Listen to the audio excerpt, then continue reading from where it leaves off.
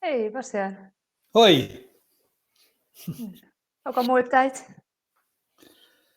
Ja, we moeten er toch zijn, dus beter maar vroeg dan laat. Ja, toch? Ja, ja. En hoe ga jij? Ik hoorde dat je...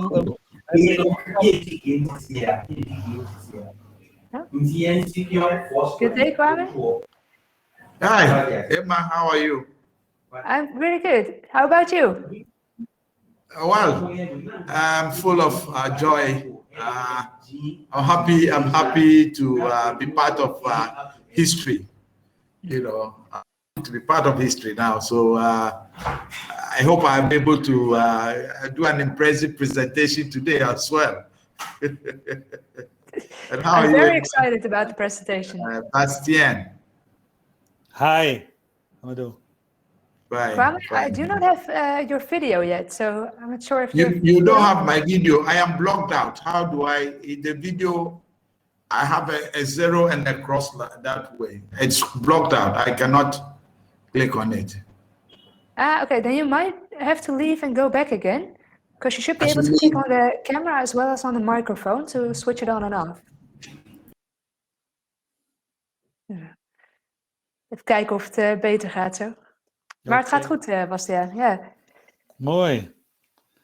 We waren net blij dat we jou weer zouden hebben en toen ben je maar weggegaan, hè? Sorry. Ik mag een trainee gaan doen, een traineeship bij gemeente Utrecht. Ja, dat hoorde ik. Ja. Mooi zo. Zal ik Kwame weer erin laten? Even kijken of het geluid en beeld doet. Ja, ga ik mijn presentatie in doen of hebben jullie die al daar? In principe kun je hem zelf starten. En als het dan niet werkt, dan heb ik hem volgens mij achter... Of nee, de van jou heb ik niet achter de hand. Maar van een aantal heb ik hem achter de hand voor het geval dat het niet werkt. Ja, ik kon naar jou niet sturen. Hij kwam weer terug. Maar die van Krit heeft hem waarschijnlijk wel gekregen. Nee. So, Kwame, can you hear us again? Yeah, I am here again, but then my video is blocked out, so I don't know.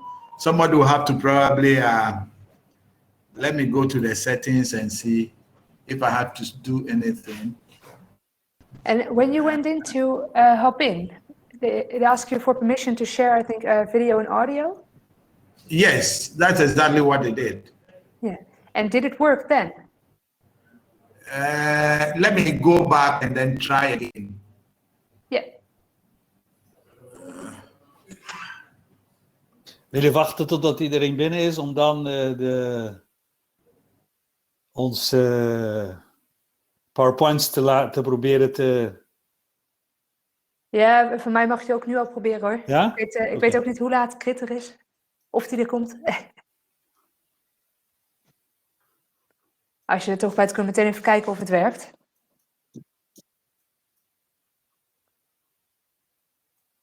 Ja, ik heb beeld en nu nog in document mode. Full screen. Ja? Kijk. Ja hoor, en hij beweegt. Oké. Helemaal top. Het gaat goed komen. Dat hoop ik zo. Maar hoe is het met jou, Bastiaan? Goed. Ja? Ja, een beetje moe, hè? Dit was een heftige week, hoor. Nou, om al dat... ik was ook daar bij StreamYard om achter dat werk wat jij nou aan het doen bent. Ja. Voor allerlei andere groepen. En elke keer is het weer iets anders. Dan heeft iemand weer dit niet en de andere wil dat. En Zo blijf je bezig. ja. Nee, en je moet... Yes,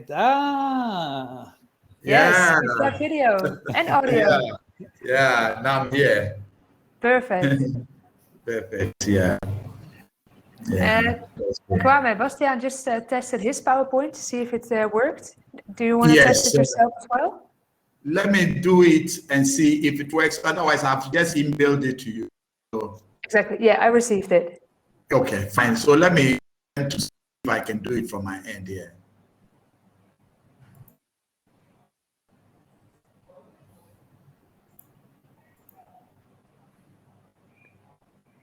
Bastiaan, are you also presenting in episode 3? Yes. Yeah. Because I just got an email and it said it was you as well. I was like, hey, I'm going to do 2 presentations in one day. Yeah. Are you going to be there also or not? Yeah, I'm going to be doing the same thing as I did for Heiko and as well as for Grid, like a technical assistant / moderator. See where they need my help, see where I can help. Okay. But tell me a bit about your internship. Yeah, so it's going to be the traineeship at Gemeente Utrecht. Yeah. It's my okay. No, I can't see you. Oh, now something's happening. Yeah, I see the presentation. Yeah. So Goes to the next slide. yeah. Yeah, the paradox story. Yeah. Perfectly. Yeah. So we've got the PowerPoint on full screen. We've got the audio and video. Yeah, okay, let me do some audio and see. Fit for purpose land administration should be adopted by developing countries as cost and time efficient land administration system. How is the audio? Answer fact 2 could only be applicable within specific geographic and national situation. European countries are taking land registration forms, example Greece, Ukraine, Georgia, etc., to create global confidence. Philip, let's start. The first of our episode, and in slide said, he was faced with a challenge. He said, do what I say, not do what I did. Kwame, if I may interrupt you very shortly, I'm not sure if it's just me, but your screen has gone gray. Oh, I see. Okay. So I cannot see the presentation right now. Bastiaan or Stig, can one of you confirm? No, I can't see his presentation also. Good afternoon, Stig. Good afternoon, you guys. Firstly, Kwame, you're all black, but I guess you are black, right? Yeah, my screen is gone again, eh? Yeah. I was trying to see if I could share my screen. I can't really see you, but I do know you.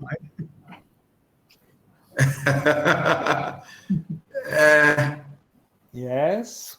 Is the screen all right? I can see the presentation right now, but your video is still gray. For me, at least. My video is... Wow. It shows a gray box, but the presentation I can see. Let me stop. So maybe okay, try from your end and let me see if it's okay. Maybe you would do the PowerPoint for me, and then I can speak to them. But the PowerPoint was visible. That was good. It might be some stability of the internet. I'm surprised that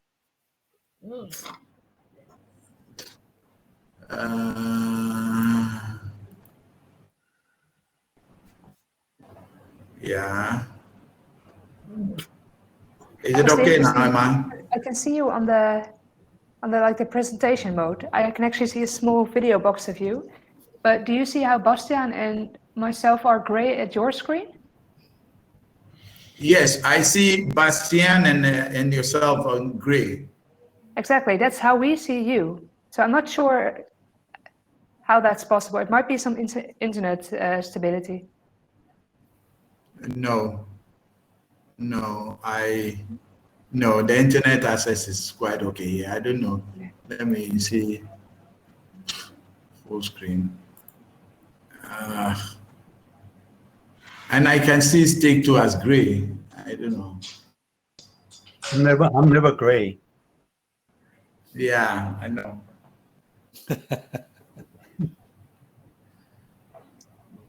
Your hair is gray. Come on. What did you say, Bastiaan?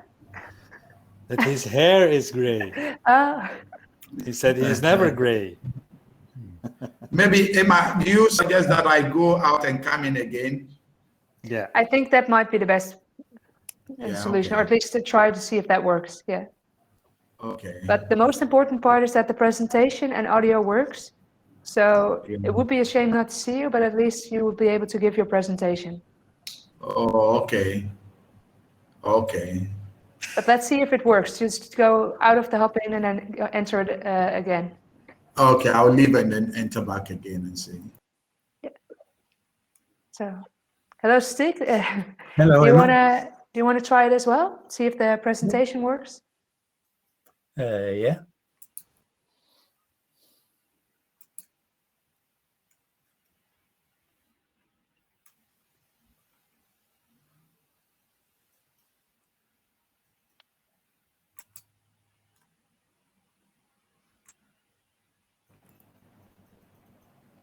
I can't see it working. No, I cannot see the presentation yet. And Kwame, I do see you again. Your video is Yes. back on. So That's let good. me then attempt to show my screen. Yeah, if you just wait for a bit, then Stig can try it as well. Yeah. Yeah, but I can't get in and out anymore. It's just blocked. Would you like me to walk you through it, or? Yeah. Well, you press the share screen, right? And Yeah. but now I can't get off it. I can't get out of it, so I should go back to this cross over the screen, right? Exactly, and then press share screen. And it might be the easiest way, I think, is to share full screen and then work towards your presentation, like how you would normally do it as well. Yeah, but I can't get out of it. I can't, it doesn't react. Hello, Emma. Hello, Kwame. Yeah. You're gray again. Yes, I'm gray again. There might be something I'm not doing right. Because it starts off with working just fine, and I can also see the presentation. And then something changes, and I cannot see the presentation nor your screen. Wow. Yeah, this is his screen.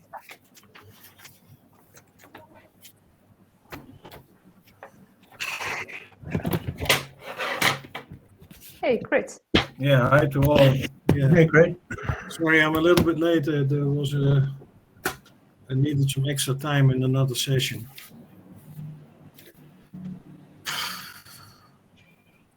Maybe there's something I should do that I'm not doing.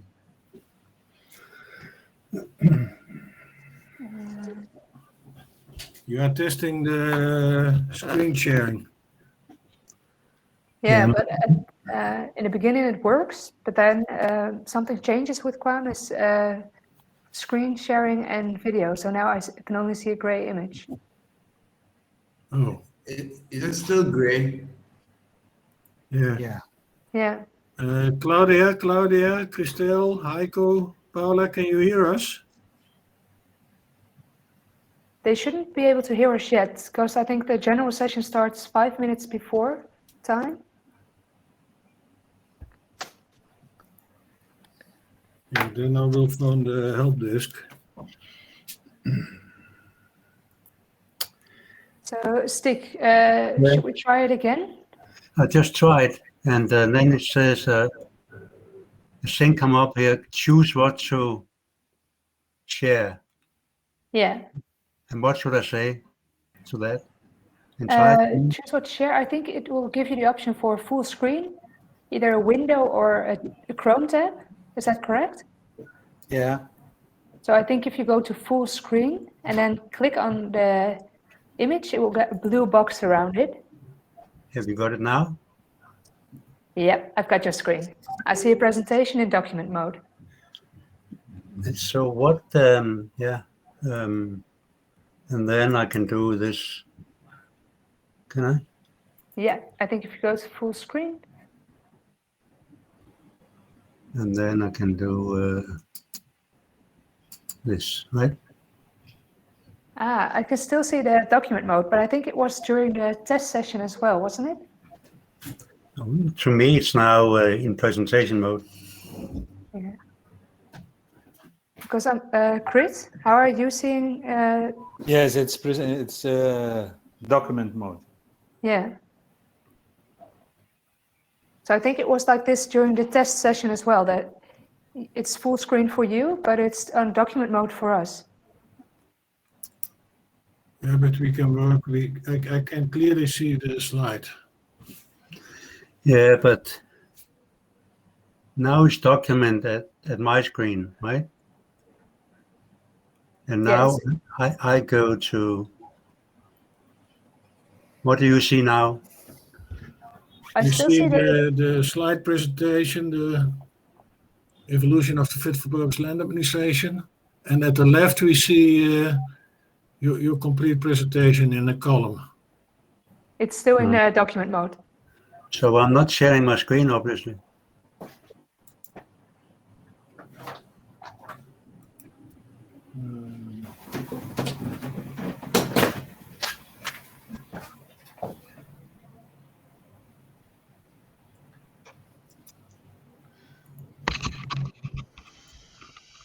Hello, Michael.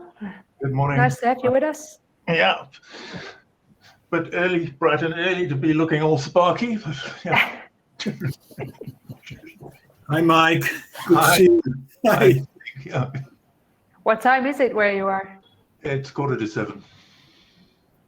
In the morning, I'm guessing. Yeah. Good morning. Good morning, Hi. Mike. Good to see you. Yeah, you too. Good morning, Mike. Yeah, you guys have tidier offices than I do. But Emma, what is going on with Kwame? Should I ask the help desk? Yes, we should ask the help desk because I will do so. So please continue the exercise with stick. yeah. Yeah, please. Now, Emma, if I press this share screen, right? Yeah. Then what comes up is a choice, entire screen or window Exactly. of Chrome tab, right? And if you go to window, do you see your own presentation as one of the documents open, or Yeah. you should be able to press on it, and then on the right side it says share. Yeah. And now I see the presentation with, but not in presentation mode.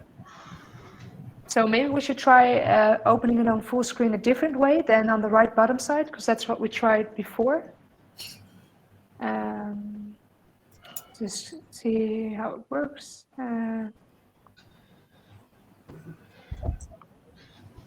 Yeah, but I can have the presentation mode open, so it comes in with the with this this file mode, right, with all the slides. Yeah, and if you go to, I think it said slideshow. It's the 1, 2, 3, 4, 5, 6, 7, 8 topic or subject like on the top of your screen. Do you see it? Yeah, that's the one. Slideshow. Yeah. And then somewhere on the left, it should say presenters mode or present the slides. To the left. Yeah, I'll just, mine is in Dutch, so I'll have to. It says starts from the beginning on the left side, the far left. Yeah, one more to the left. Yep, and one more to the left. It says start from the beginning. Yeah. See if that works. What do you see now? It's still in document mode. Yeah, but mine is now in presentation mode. And then I can change that into full screen if I want, right? We might have one other possibility. I'll send you a direct message with my email address. And if you send it to me, I can see if it works if I open it on my computer. Shall we try that? Try again, sorry. Shall we try? I'll send you my email address, and then you can send the presentation to me. Yeah, but See if it works if I open it. Crit already have it. Oh, Crit already has it. Okay. Because that could be an option that Crit opens it on his laptop to see if it works. don't really understand this.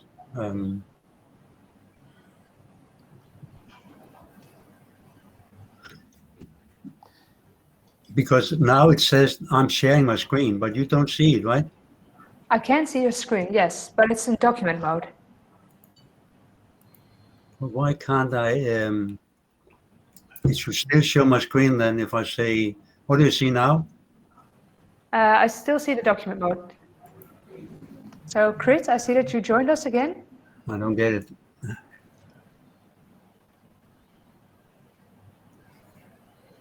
Chris, can you hear me? Because you're still muted. Yeah, can you hear me now? Yes, I wanted to ask you, could you try and stick his presentation on your computer to see if it goes to full screen? Let me see.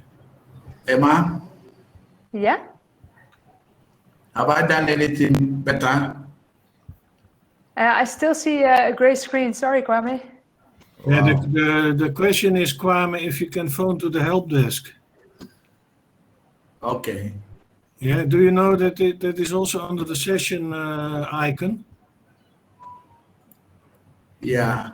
Yeah, and then I can't see your they screen. will help you. They are informed. Okay.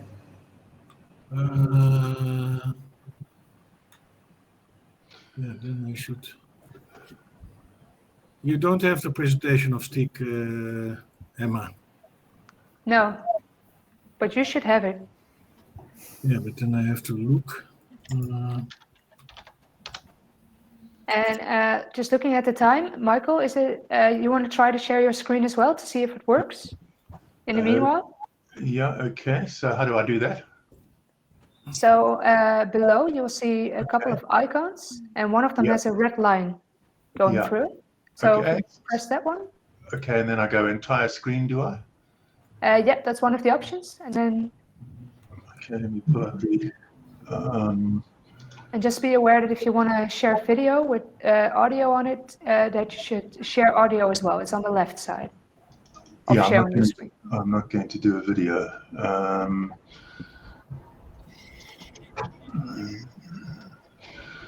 Okay, so can you see my screen at all?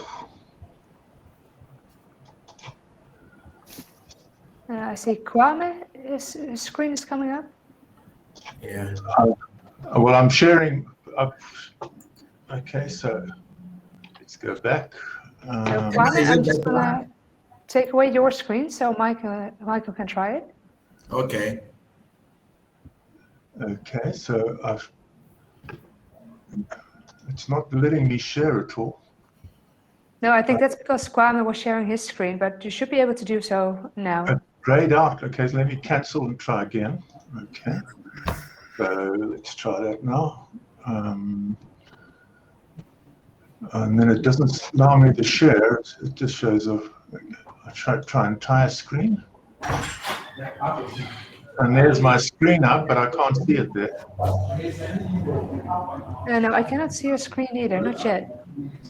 Do I do it in a window? You can try it in a window and then just press on the PowerPoint. Okay, I'm done that. Yeah. You can see it? Now I can see the PowerPoint. Okay, so I can't see you. Let me go. I think that's the correct way. You should be able to see your own PowerPoint. Okay, so you can see my entire PowerPoint, not the... Print, eh? I can see it in document mode. In what mode, sorry? Okay. I can see the presentation in document mode. So I also see on the left, I can see the different slides. Okay, well, I'm in full screen at the moment. Yeah, I'm getting the same issue as Steve was getting. It's showing my slides at the side, in which case I will present in that mode, if that's what we're stuck with. Yeah. Okay, so, right, I'm in document mode at the moment. Yes. If I go into slide, so I'm seeing my main screen plus a whole lot of slides at the left-hand side of my screen. Is that what you're seeing? Exactly. Okay, so let me go from beginning. I don't know if you're following my mouse at all. Yeah, I can see it move. Yeah, now I've put in the full screen. Is it still just showing the document mode? It's still in document mode. I'm not sure how that is, but... I might be using Microsoft Edge rather than Google Chrome. Is that a possible problem? Yeah, you should use Chrome if you can. Okay, well, let me log into Chrome. I'll log out and then log in again. Yeah. Okay, so let me leave. I'm not sure how. Okay, I'll have to cut and paste your the URL. Okay. And Stig, I'm not sure if you're using Edge as well. Otherwise, it might help to use Chrome. No, I'm on Chrome. Okay.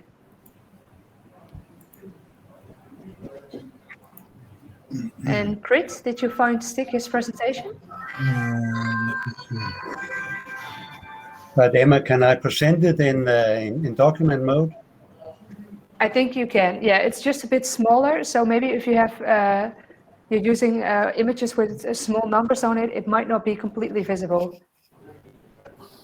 Can you see my screen now? Yes, I can see the screen. Does it work?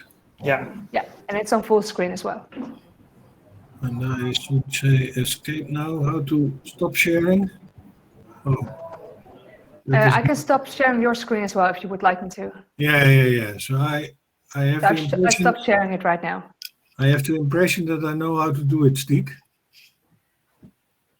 But so I leave it to you if you like me to present your slides or that yourself.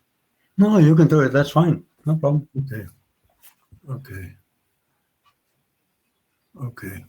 Just start by saying, Crit, this thing that we actually did this presentation at the keynote session, right? So this presentation is an enlarged version. Yeah. So you had to flip through it a little bit quickly because some of the slides may be known already, if you like, right? Yeah. Kwame, I'm just gonna stop sharing your screen since it's 5 minutes before the sessions. So people will be able to see and hear us now. But where is our Paula? She just. What are we deciding? Are you going to be showing the slide my presentation? Probably. Yes, I can show your slides. That's an option as well. Can I try and share my screen now? Yeah, just keep in mind that we are 3 minutes before sessions, so people will be able to see us and hear us now. Okay. Right. So what can you see now? I've tried to share. Okay, entire screen. Can you see anything from my screen? Not yet, no. So it might be able to, that you should go to, instead of full screen, share in a certain window. Let's try in a window. Okay, can you see my screen now? Yep, I can see the screen. Okay, now I need to slideshow. Can you see the full screen or just the? It's still in document mode. Then I'll have to present in document mode. We don't have any time. Okay. Okay, but then I can do as well, and Emma, to present in document mode. Yeah. Yeah, it's whatever you're both most comfortable with. So Chris can do it for you, Stig, but Can you it's see also an now? option for you to do it yourself. Yeah, I prefer to do it myself. Okay, I'll go in document mode. Can you see it? We're Emma, running can you out of see the time. document mode? Emma? No, Stig, I haven't got your share screening yet. Goedemorgen, Paula. So I should be in share screen now. Goedemiddag. What? Good afternoon. Stig, I cannot see it yet, so it might be an option to go to share screen and then to window and open the PowerPoint presentation in there.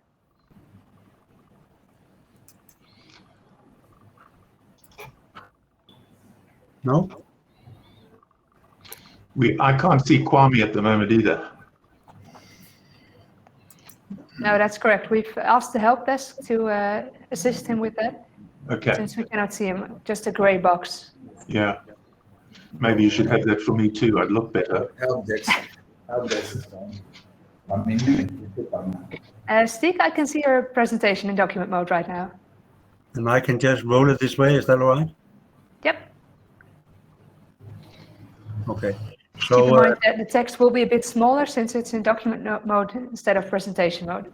So people will probably have to use the full screen to see the text. yeah, but you will have to excuse for that, okay?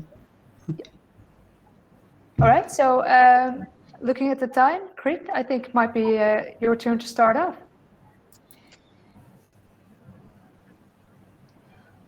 You're still muted, Krit.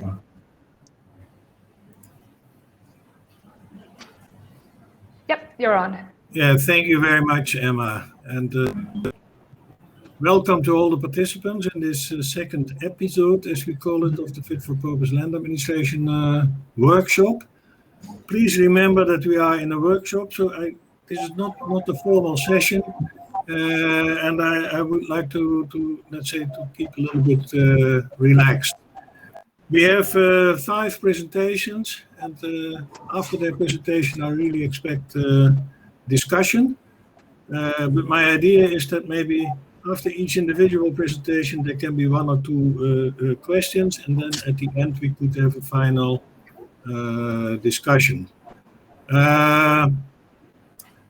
One of our speakers, Kwame Tenadu from Ghana, there are some difficulties with the connection. The help desk is informed because maybe this is an open issue, I'm not sure. But Kwame will arrive later. Our first speaker is Bastiaan Rijdon from the Netherlands, talking about land titling costs and evidence for that based on from literature and cases using fit for purpose land administration. Bastiaan is a colleague from Cadastre International, but maybe you can introduce yourself further, Bastiaan. Please, the screen is yours. Okay, good morning, good afternoon to all. I am, as Krit said, I am Bastiaan Rijdon from, originally from Brazil, but more recently I'm living in the Netherlands. As always, when we need something, it doesn't work.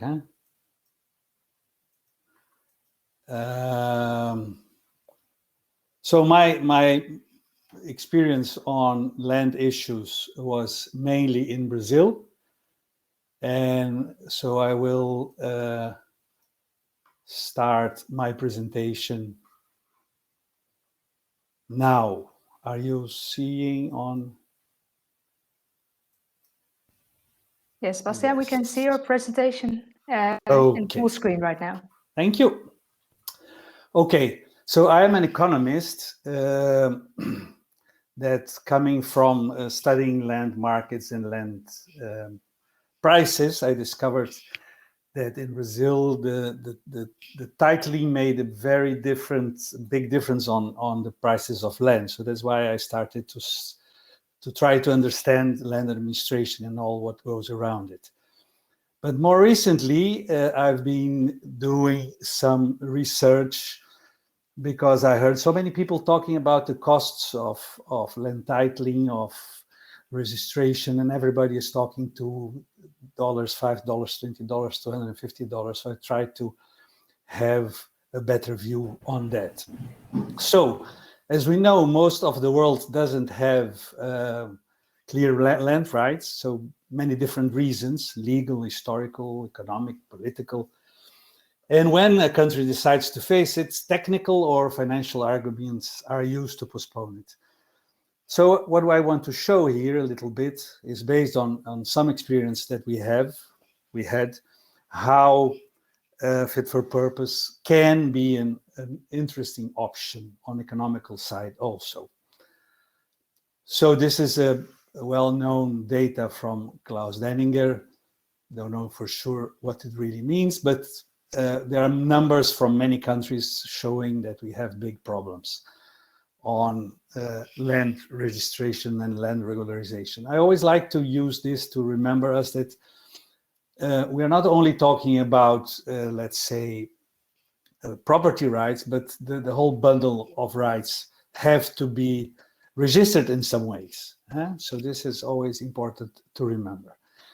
When we talk about, I am here with Enemark, so I always like to show this to remember, okay, we have to have a good cadastre, we have to have the rights, and together with the rights, we will have to have the way that the land is going to be developed, the policies to use it, and the land value.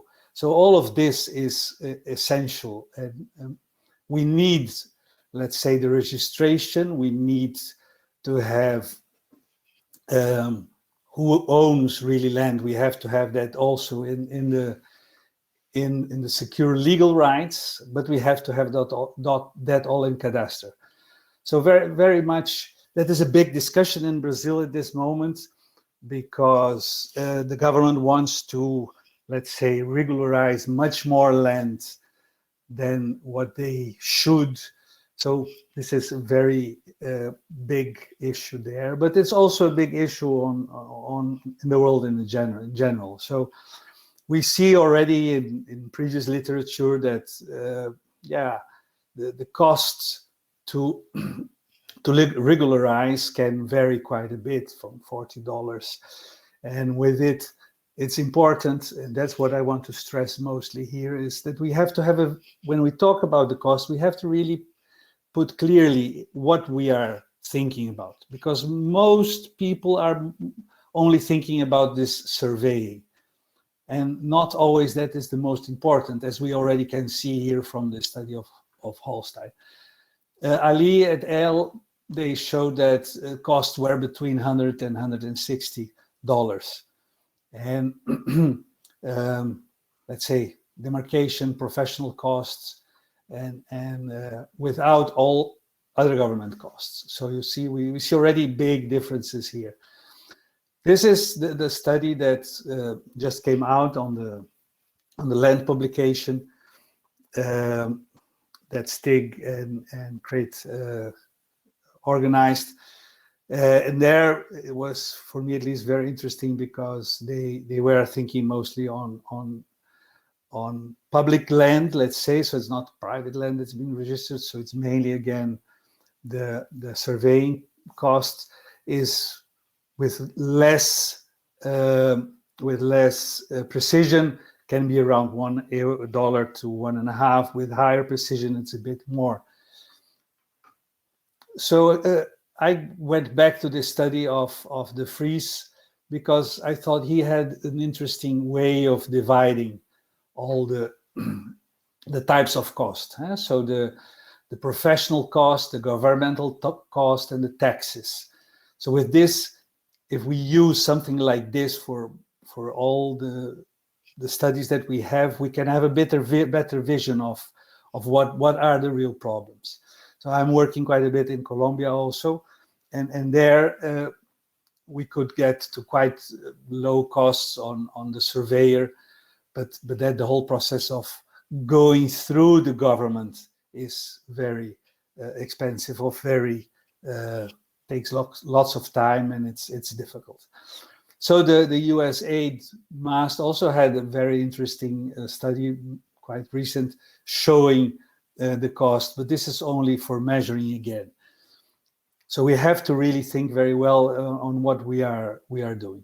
So the two experiences that I'm going to show one is from Colombia, Partado, that we are working on a fit for purpose project. It's organized by Mathilde Molendijk, and we are continuing with other projects there. So this is let's say the fit for purpose, with an antenna, the people themselves doing the measurements, so the neighbors, to already solve all those problems, using a very good app that already can have all information inside, done by Esri. So it's very, very interesting. So this is the amount of properties that were, and the amount of grassroots surveyors there. And here we see already that we have a very big difference between the costs when it's a judicial adverse possession legalization or a regularization through the ANT, that is the governmental agency for land, and the one we had with the fit for purpose method. The other case is the Brazilian case that we did with funds from land. And here I was still in Brazil at the time, and we really wanted to show that using less fit for purpose instruments, we could have the same result as those with very high costs that the Brazilian law establishes. The Brazilian law establishes that you have to have an error on its most of 50 centimeters. So I wanted to show that also with those kind of instruments, we can have as good system as with a total station. And we chosen this place because we could work very much together with the registration office. And at the end, they were so much involved that we could even in very short period of time really give titles out for those people that were here. So again, if we have the right efforts, working with the right people in the right way, we can really have good solutions. It was let's say a specific gap in the law that made it possible. I would say this case, but that's what we always have to really find, because or be able to really change the law. So here again, those people, 57 people that were there and got the titles. Some of them were already for more than 20 years trying to get this title. And so here we again put it on the same classification that de Vries had done, and to see again the judicial adverse possession legalization, how much it would cost, so $6,000. Extrajudicial adverse possession legalization, $3,000, and we were able to do it by $51 in this case. So the Benin project also, that was already showed today, so I'm not going to talk very long about it, but they also, it's in the paper, and they also are doing a process of regularization, and not similar to the other ones, but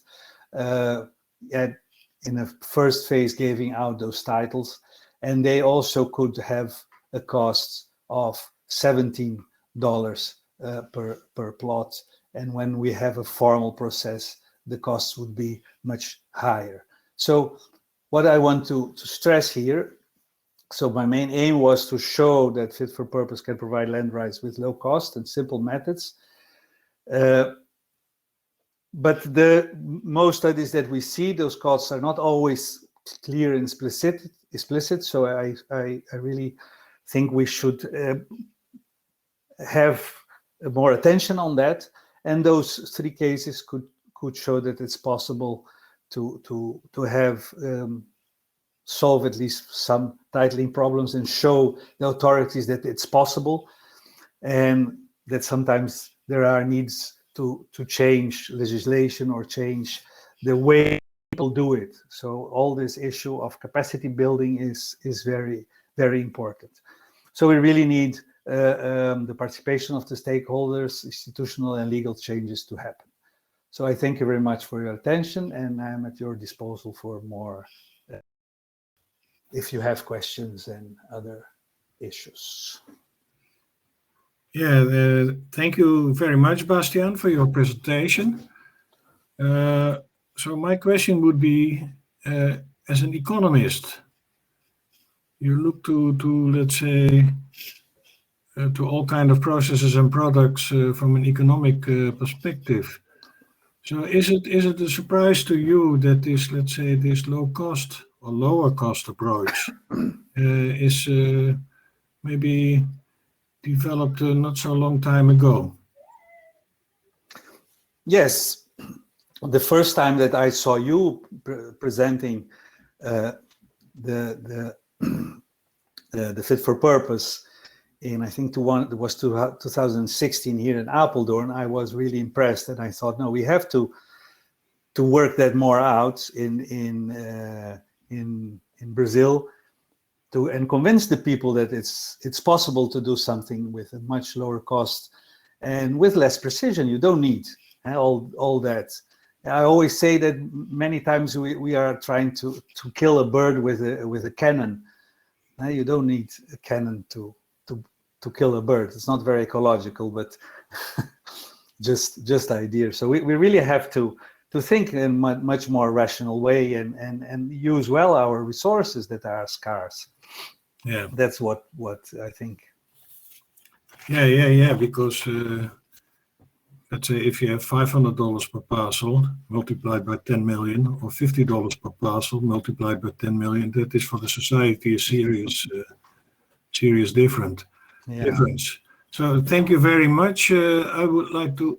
Well, there is a question from Robin McLaren, who is, by the way, also one of the editors of this special issue in the Land Journal. Stiek will talk about that later. Bastiaan, you do factor in affordability by the citizens.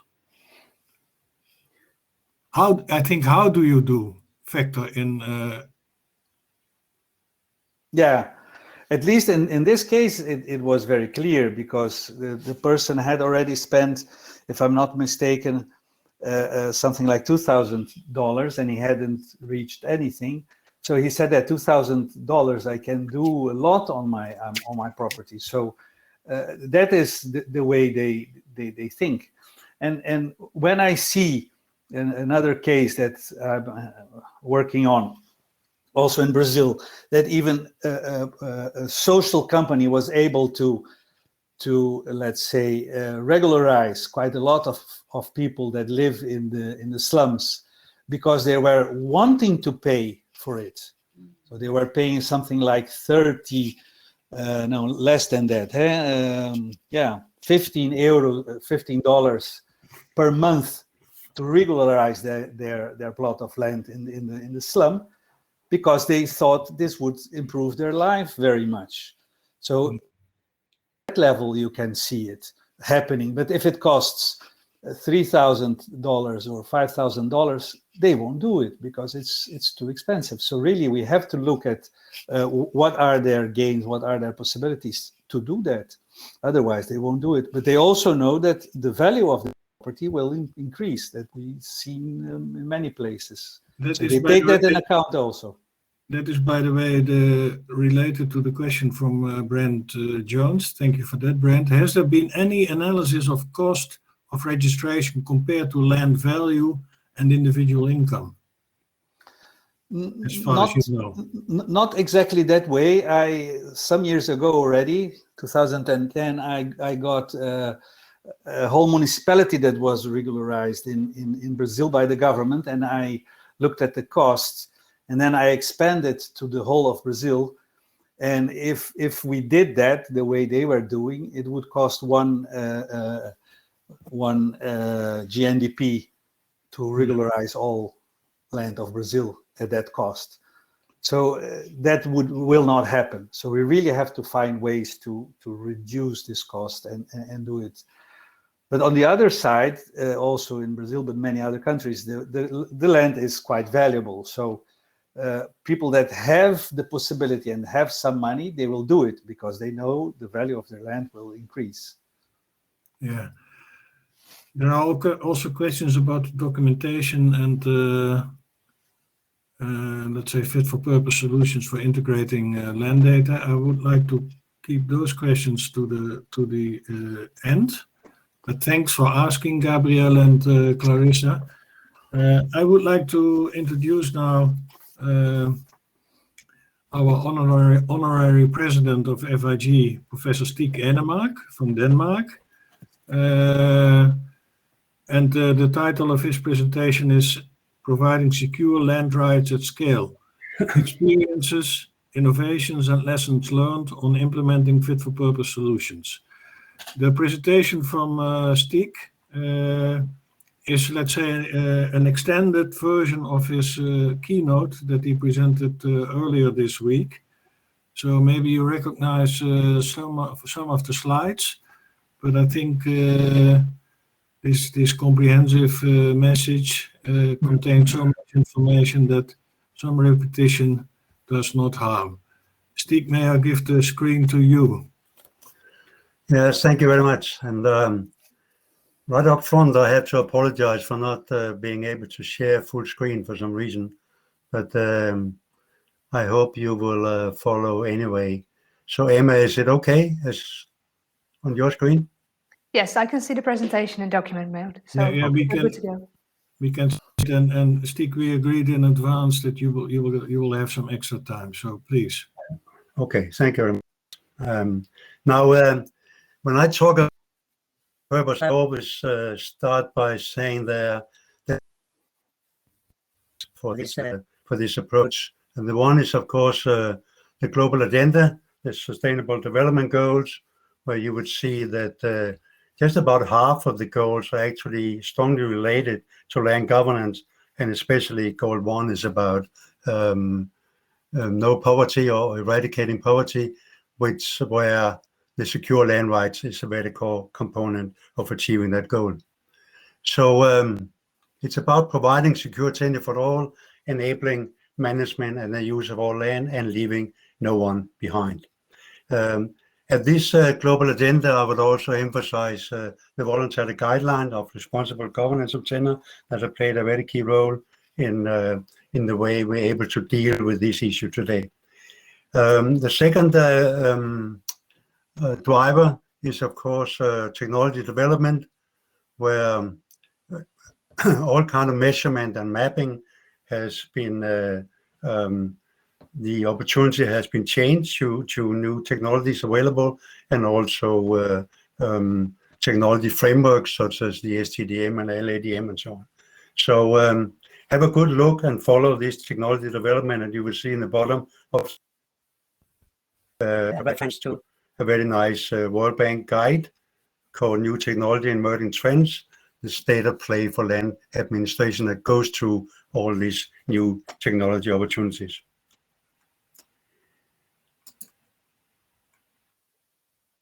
Now, this fit for purpose concept is not that new, actually.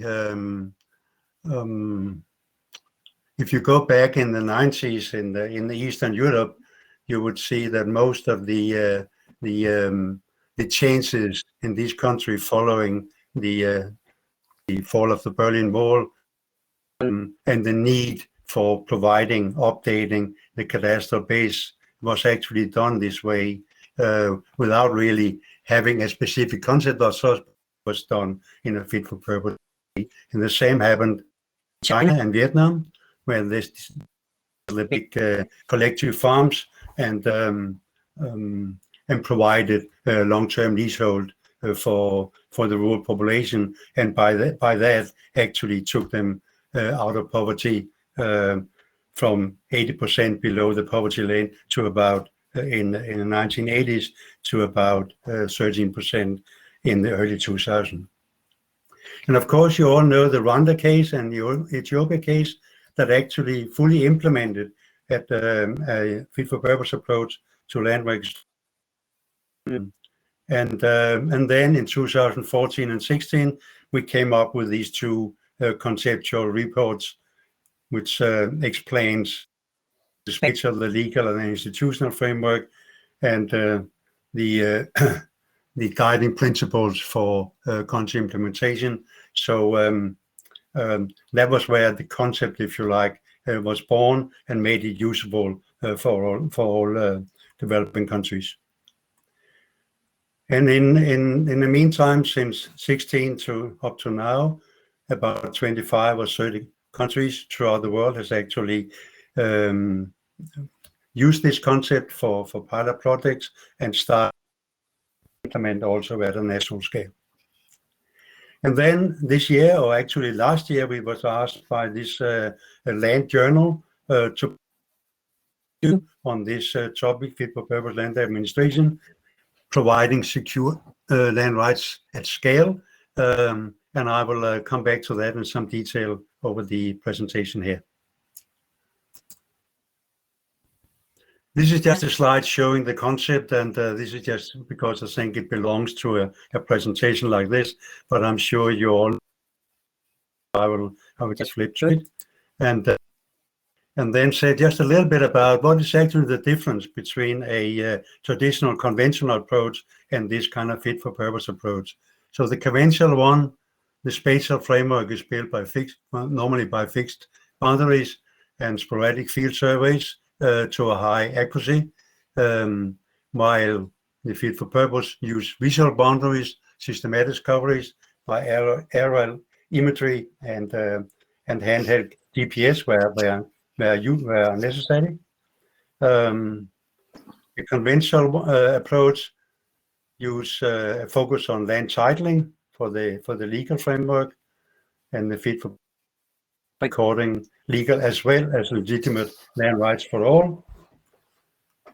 And the traditional approach, or the conventional approach, is serving mainly the elite, while the fit for purpose approach aims to provide responsible land governance with equal access.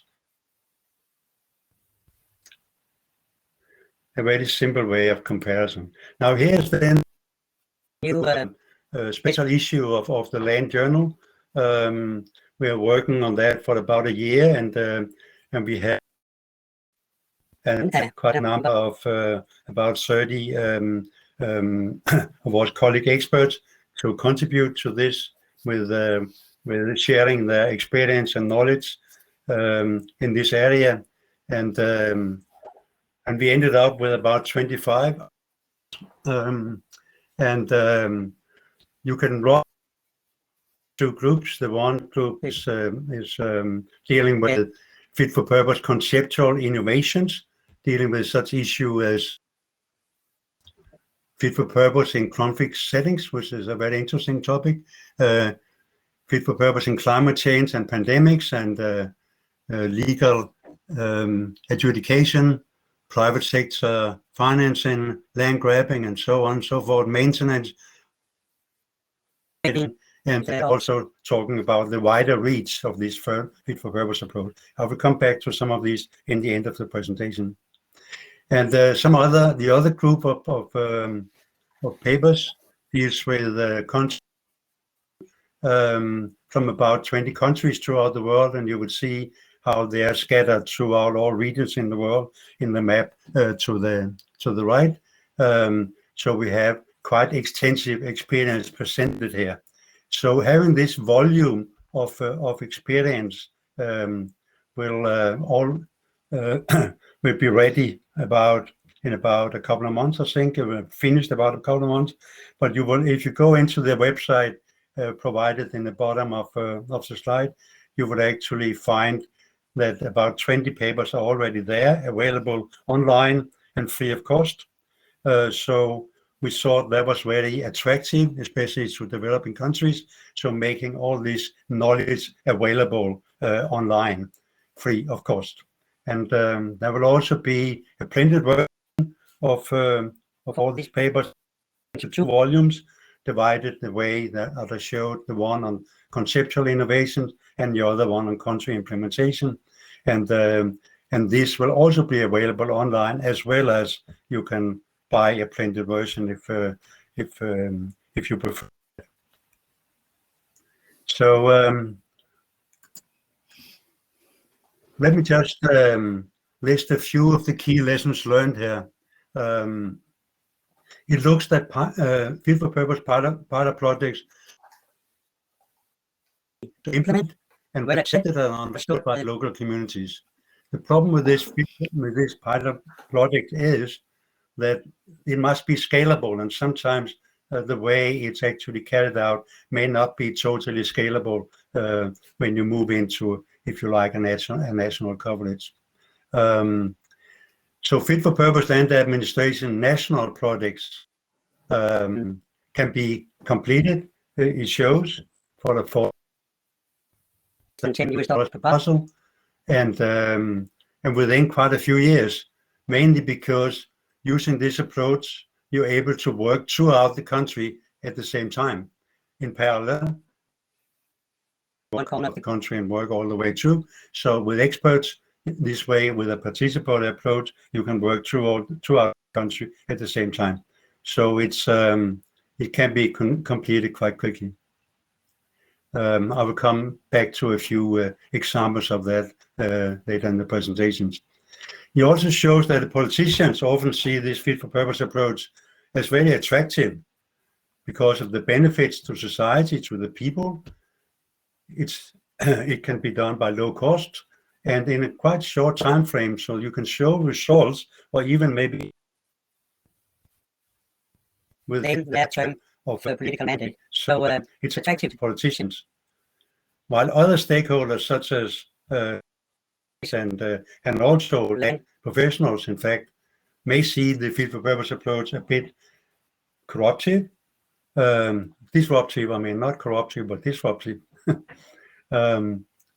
So it's important to involve all stakeholders up front of such a project in order to address any misunderstanding, potential fears and perceived threats to this kind of vested interests of professional cartels. So the fit-for-purpose is in principle a national approach, requires strong political will. It sits within the political economy, if you like, and it provides strong support from the key senior civil servants in this field. If we learn a little bit from history, we go back to this father of modern political science, Niccolo Machiavelli, from about 500 years ago. He said, "There's nothing more doubtful of success, nor more dangerous to manage than creation. For the initiator has the enmity of all who would profit from the preservation of the old system, and merely lukewarm defenders in those who would gain from the new one."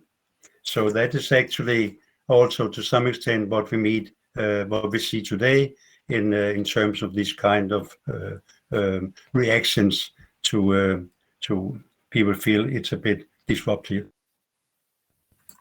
So in response to that, I put up this slide about the role of land surveyors and about the opportunities in this regard.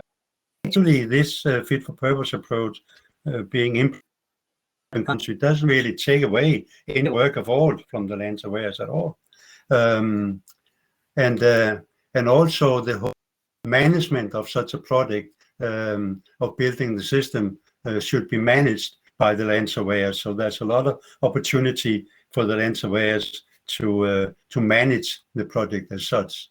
And by implementing this kind of full-scale approach to secure tenure, such will generate a much larger customer focus and all the associated business opportunities for updating and boundaries and all comes in the work for the surveyors.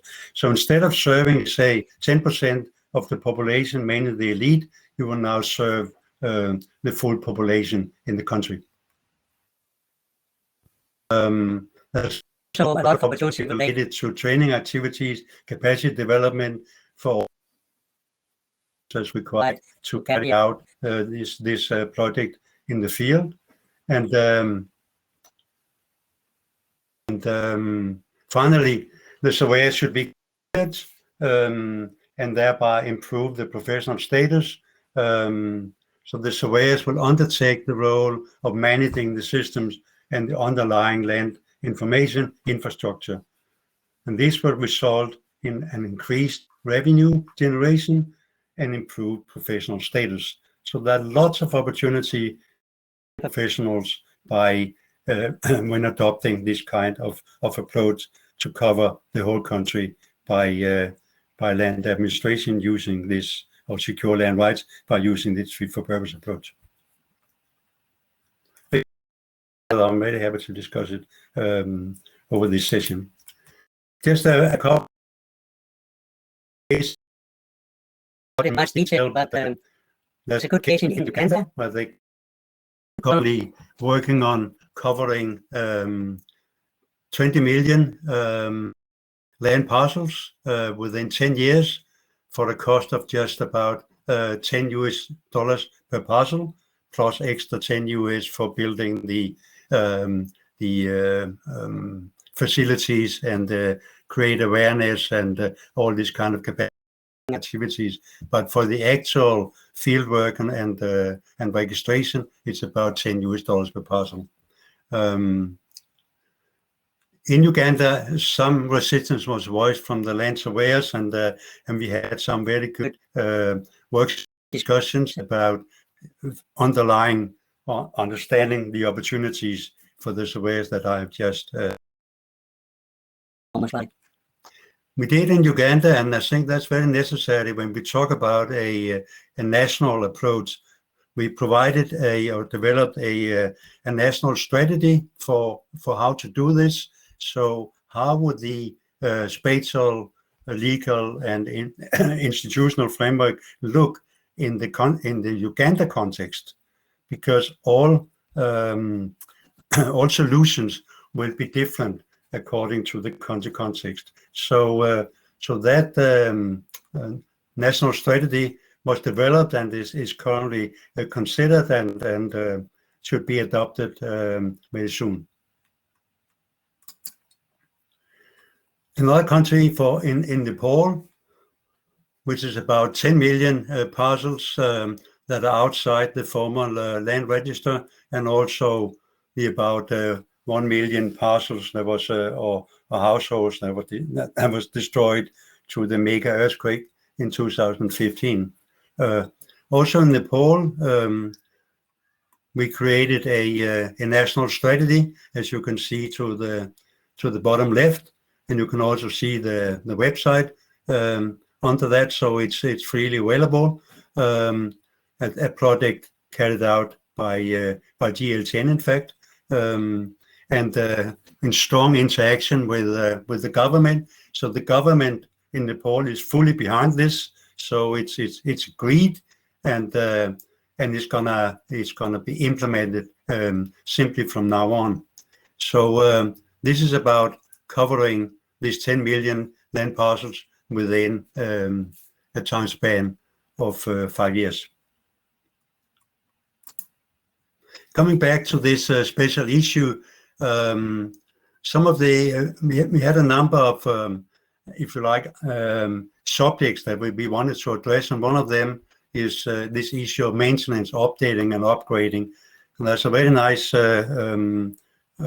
article from Rowan Bennett and some co-authors going through this whole issue of maintenance and ensure that what you build is actually also sustainable in terms of being maintained, so that all changes in terms of buying and selling, in terms of subdivision, is actually registered both in the spatial and the legal in legal terms, and also the opportunities for upgrading, because as you know, this fit for purpose is upgradable.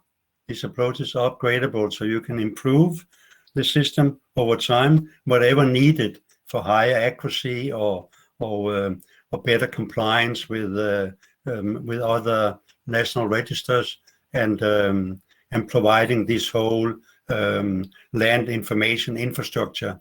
So there's upgrading opportunities also related to specific infrastructure projects and so on, and it can be done actually quite easily to serve the purpose of such a specific project.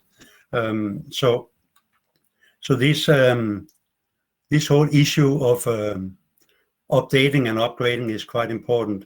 And if you look back, actually, you will see that the European systems are now in this process of upgrading their cadastral systems, because they were built with very traditional survey methods, originally plain table and so on. And they now have the problem that the cadastral map doesn't really fit with the topographic map. So there's an upgrading process going on in most Western countries, while what we build here will actually comply with the topographic displays immediately. So you could argue that to some extent the outcome of this way of doing it is actually ahead of the Western systems. Another issue we want to address was the opportunity for public-private partnerships. So you could argue that this providing secure land rights is only a start. It's actually about the derived opportunity for the landowners and right holders that should be facilitated in relation to financial institution, agricultural organization, and understanding how they can use their rights to improve their living and their standard of living. And so there are two case studies around that or cases, but two articles in this special issue are the one from the Ivory Coast, which is about building land partnership where a number of agricultural organizations join forces in order to enable this providing secure land rights, and in combination with the agricultural opportunity connected to that. And the other one is from Brazil, actually, which is about the private sector offering help or support in terms of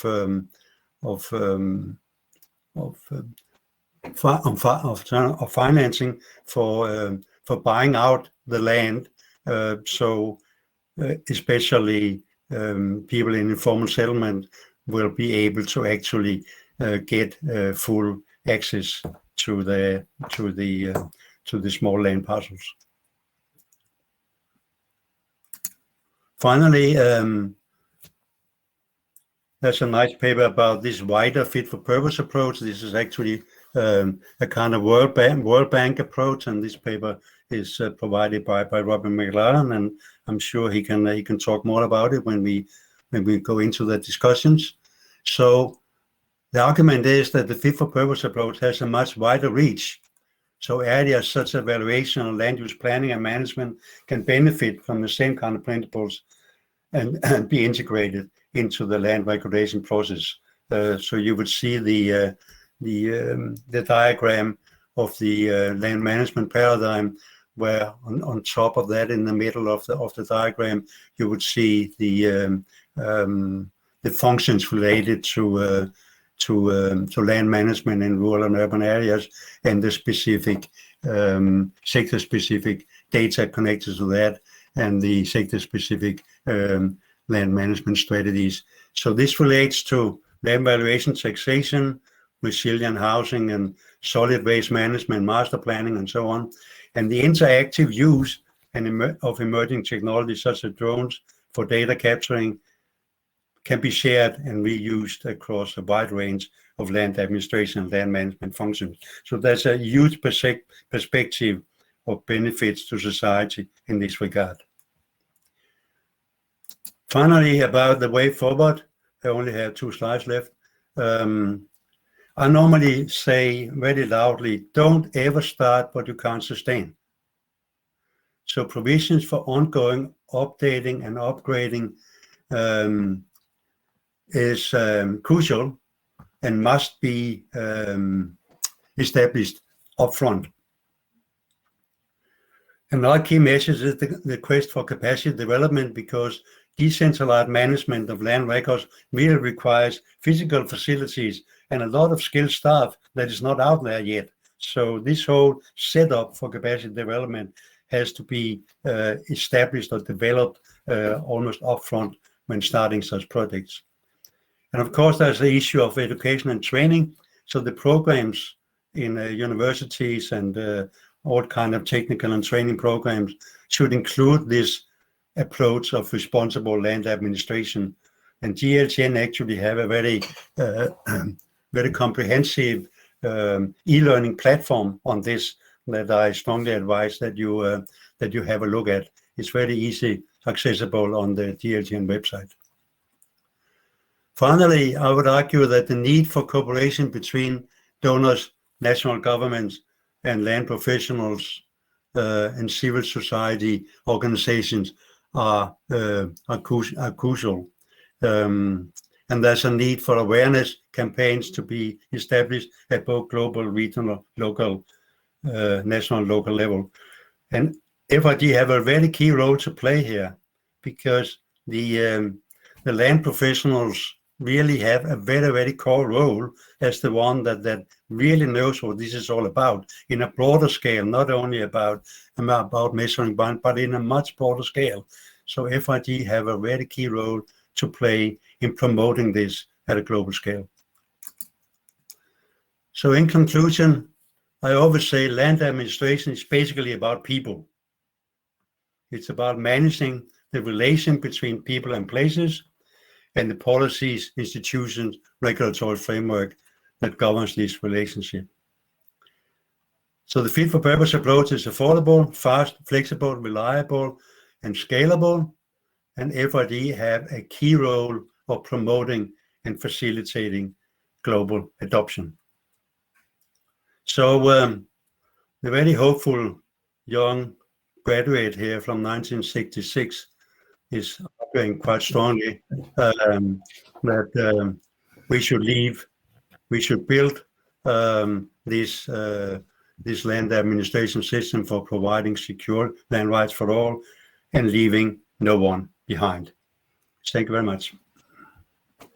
Well, thank you, Stig. Thank you very much for this comprehensive overview, and especially for this nice photo at the end. Thank you for this.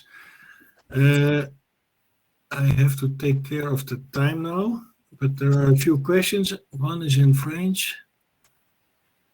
One of the strong points of the fit-for-purpose land administration is its flexibility to integrate all the perceptions. Do you think that this strong point may be a weakness? That is my translation from French. I think the translation is correct. So is this strong point maybe a weakness? I'm not really sure how to address this, but even if it may look quite straightforward, if you look at this conceptual approach with the three frameworks and all the guiding principles and so on in the publications we have provided, it's all about the specific country context, right? It's all about understanding the special setup and that country in terms of the legal framework, in terms of what kind of land rights. And in some countries you have 35 different land rights, in Indonesia, for instance. And so you have to really understand the country context, and that's why, and also the institutional setup in the country. And that's why I'm arguing that it's important to build this kind of national strategy up front for implementing such project at national level, because that will require inclusion of all the key stakeholders, including the politicians. Thank you. Okay, thank you. Thank you, Stig. Then there is a next question from Simon Hull.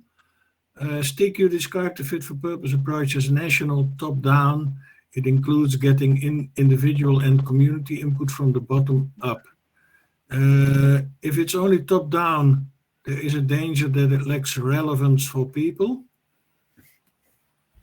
Yeah, I like that question. It's not really a question. It's just, I mean, in principle, it's a top-down approach, but you can include all kind of local community recordation projects into this national system at some stage. But you will need a national system to provide the final security. That's actually my point, the national system. But you can record and the rights in local communities, various places in the country, and eventually transfer it into the national system. But if you have some guidance on this kind of recording from a national approach up front, it all becomes much easier, right? Mm. So, but of course you can include local land recordation project in such a national concept, and then you will get the final legal right. Okay. Okay. Thank you. This is clear. Then there is a Christopher Williams Wynn. Oh, he likes to have the link to the World Bank document. I think we can provide that. And then there is a question from Alvaro Enrique Ortiz Davila. In a country like Uganda, where the minimum monthly salary is less than €2, is it possible to get a parcel raised in $10? Why do they generalize the price as if it applied to all countries? So this is a generalization of the price. Maybe $10 is too much. Yeah, well, these $10 actually come out of experience from pilot projects. So it should be fairly true. And actually, especially in Uganda, there was this. They found out that many of the local community members actually were willing to pay for getting this kind of security. Yeah. So I don't think, if you look about $10 per parcel and say this that 20 million parcels to be registered in Uganda, so it's 200 million, right? Yeah. So US dollars, and that's actually not a big project in economic terms, right? Yeah. And then one final question from Therese Griffith-Charles from Trinidad. Can most of the registration be provided in average work days? Oh, sorry, can cost of registration be... oh, now there are many questions coming in. Can cost of registration be provided in average work days? I think yes. And then we have Kwame. Grit, if I may point your attention to the chat as well, there's also a question from Ase Christensen. Yeah, and also pay attention to the other speakers, so I don't want to take all the time. Yeah, but there is maybe one nice question from Kwame. Dear Stiek, what happened to the $1 per parcel ambition at the beginning of the Fit for Purpose Land Administration? Where does that come from? I think that is what Klaus Deininger said, that the price is preferred to be $1 per parcel. I'm not sure if he ever said that, but okay. No, but there was some experience from Ethiopia that went down to that, but that's because they divided it into first recording the rights without any spatial background, right? Mm-hmm. So this $1 is about that kind of recordation without linking it into a spatial framework.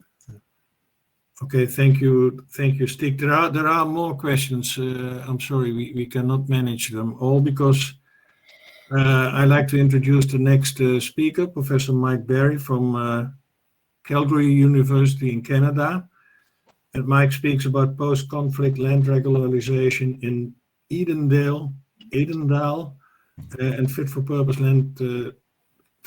tenure administration. Sorry, Mike, the screen is yours.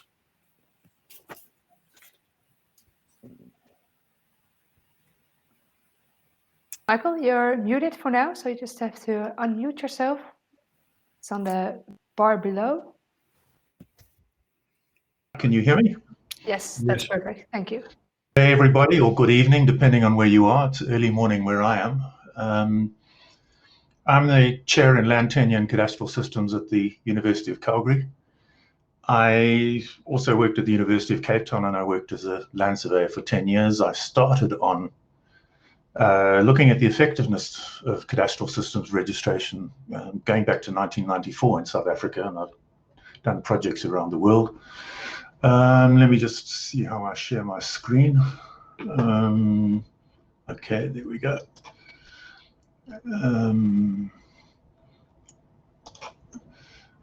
Can you see my screen at all? Not yet, Mike. Okay, let me go back, see what I can do. Okay, it's not. I think when we tested it, you used share screen and then a certain window. Okay. Can you see it now? Yes, it appears. Yes, it is there now. Okay, thanks. So I'm looking at, as I said, I've done door-to-door work since 1994 in South Africa and everywhere else, and I'll get onto that in a minute. I'm looking at an Edendale case study in, sorry, I'm having a few issues with my system here. So this is South Africa. This is the KwaZulu-Natal province. This is Pietermaritzburg. I come from Cape Town. Most of my work in South Africa has been done in the Western Cape. Edendale's an interesting case, and I'll get onto that in a minute. Land title adjustment has occurred here in Edendale since the 1960s. The township is, or a suburb is adjacent to Pietermaritzburg, or part of the municipality there. Post-conflict, there's been an enormous amount of land grabbing, and land grabbing in context of these types of houses. I only have a short time to present, so I won't go into that in detail. I'm going to describe this. I've adjusted my presentation in terms of land title or land tenure information systems theory. If we have the strong form, then the system is suited to circumstances. I think Robert Torrance used that term, so did Fortescue Brickdale over 100 years ago. Landholders will always use the system. Therefore, you have no problem in implementing your design. If it's weak, the weak form system is completely unsuited. You've got cultural cost where impedance factors, impedance is a cost. People won't use it, and the intervention may cause conflict or facilitate land grabbing. In the semi-strong form, it's suitable for most users. Most people will register transactions, but what are the consequences if people don't? You get cloudy or dead man's titles. They're not accurate. The system is not current or accurate. And then the semi-weak, the system suits some people, but not others. Okay, there's a strong chance the intervention may create undesired outcomes. And I think that's quite a good framework. It comes from, I borrowed it from financial markets. How do you look at whether your system is actually fit for purpose? And you need to do a lot of measurements to work out whether what you're doing is appropriate in the long term. And Edendale provides some lessons for that. Edendale, I would say, is a semi-strong system. And there have been land title adjustments to clean up cloudy titles. The context that I've looked at that is South Africa had 4 million housing opportunities have been created since 1994. I was on a working committee looking at land registration and surveying options for the new South Africa in the early 1990s. And at the start, there was awareness that the semi-strong form probably applied in many circumstances, but for political reasons, and very good political reasons, all of these houses, or the majority of them, have been registered in ownership. So my research questions based on door-to-door surveys was, what happened or what will happen if somebody builds over your boundary or claims that your land is theirs, and how will you go about selling your property? So that gives you some idea of whether whatever you're designing is going to work that well. So Edendale, in the problem context, is one of the first places in Southern Africa where indigenous Africans could hold land in registered ownership under British colonial rule. That's quite surprising given South Africa's apartheid system that followed and racial segregation. So people held titles on this old mission station going back to the 1860s. But what happened was dead man's or cloudy titles emerged over generations. land was either sold informally or inheritances were not registered. A lot of people did register those. So, you know, the mix of this. So, as I said, it's semi-strong form. And going back to 1986, what happened with cloudy titles is the city could not expropriate the land for installing services and planning, building plan maintenance. Then we had at the same time as that, we had a major conflict between the United Democratic Front, who were supporters of the current African National Congress government, and Inkatha Freedom Party members, evolved into a localized civil war where some 30,000 people were displaced in the 7 Days War in 1991 alone. Then displaced people occupied vacant land, and people who were renting property from some of the long-standing property owners to stop paying rent. As one of the local politicians said, only God can give you a title, you don't need to pay rent. We've had tremendous problems subsequently with politicians involved in corruption, selling land informally, and encouraging people to invade empty land. And also the context is general land governance is poor. There's been incompetence, patronage, important appointments, and political assassinations have been a characteristics of the areas in recent years. Also, land records consolidation after apartheid was a major challenge. I won't go into that.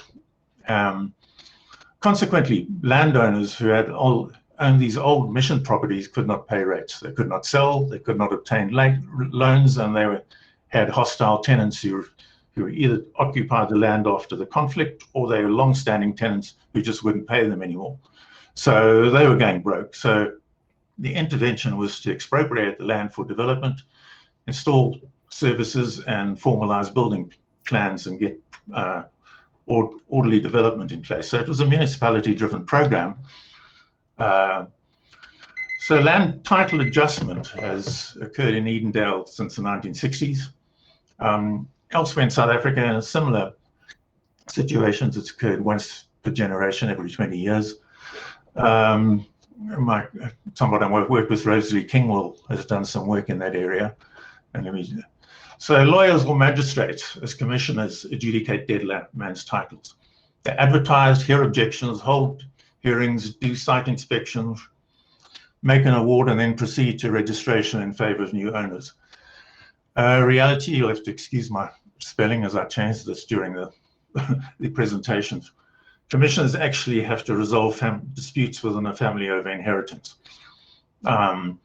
Some people within the family say it's my property because I'm the oldest son, and that's tradition. Others say it has to be shared with everybody. And so when that happens, land title commissioners told me you could really create major wars within a family. The alternative is to create structures for family ownership that are sustainable and can be supported. And that can be complex and very expensive. So that is a challenge that we would look at in terms of the fit for purpose model. After that, then the municipality expropriates the land and formalizes what is in situ and provides services. My interviews, and I couldn't get into most door-to-door interviews, which I would like to do, but I did some 42 key person interviews and 10 resident interviews. Most landowners were only too happy to have their land expropriated. They feared the invaders. Some of them had their land sold, registered land sold underneath them by politicians. And yeah, that was a major problem. There were some landowners who were hostile. I couldn't interview, nor did it, well, it wouldn't be wise to have interviewed them. Some of the theories were that they were had obtained their land illegally. I don't know, and it wasn't worthwhile trying to investigate that. So my analysis, briefly, one wants to avoid a situation where you creating problems for future generations. So land title adjustment or regularization is inefficient, time-consuming and expensive. It requires the services of a lawyer or a magistrate or a land professional to go through this long process of working out who should inherit this land or who's bought it. So it gets witnesses in, and you have to hold hearings. Ideally, okay, identify if the conditions for functional registration systems exist. So there's also the goal ranking system. Okay, what are the politicians' goals when you go in?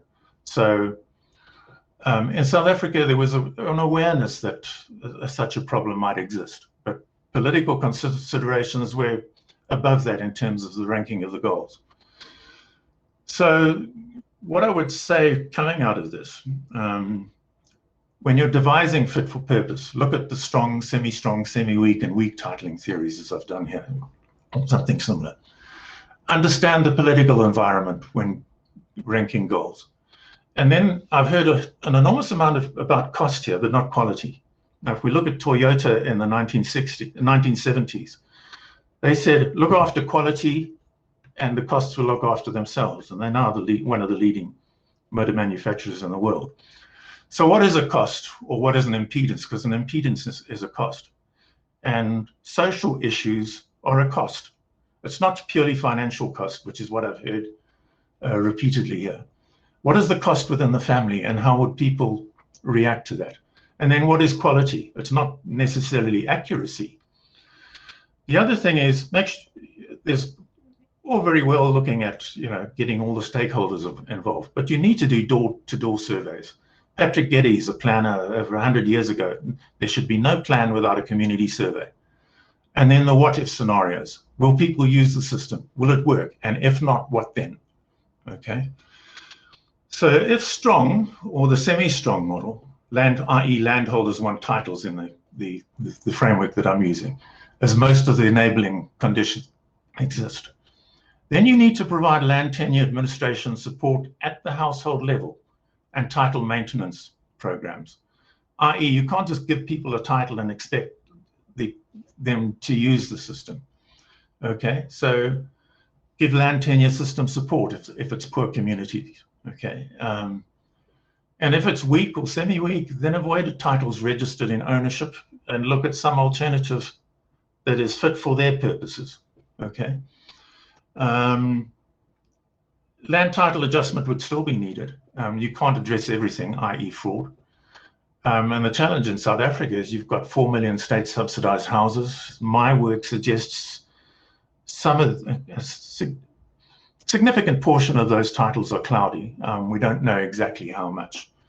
And I'll leave it on that and handle the questions then. So I shall stop sharing, and now how do I get back here? Okay, so short presentation. And a case study. And there's some warning signals, but also things that inform the fit for purpose strategies that we're talking about here. You don't want to create future problems. So it's all very well looking at costs and SDGs, but one must look at what is going to work and that you don't transfer costs to future generations. Thanks. Thank you, Mike. I think we have a challenging question from Robin McLaren.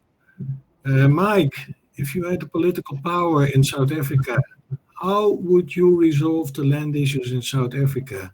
What would be your priorities? Robin, that's an intractable question because there's so many political dimensions to that. So you can't walk in with a design. Okay, so let me look at it in high level terms. Try and explain the problem, and part of the problem is expropriation without compensation, which is on the agenda.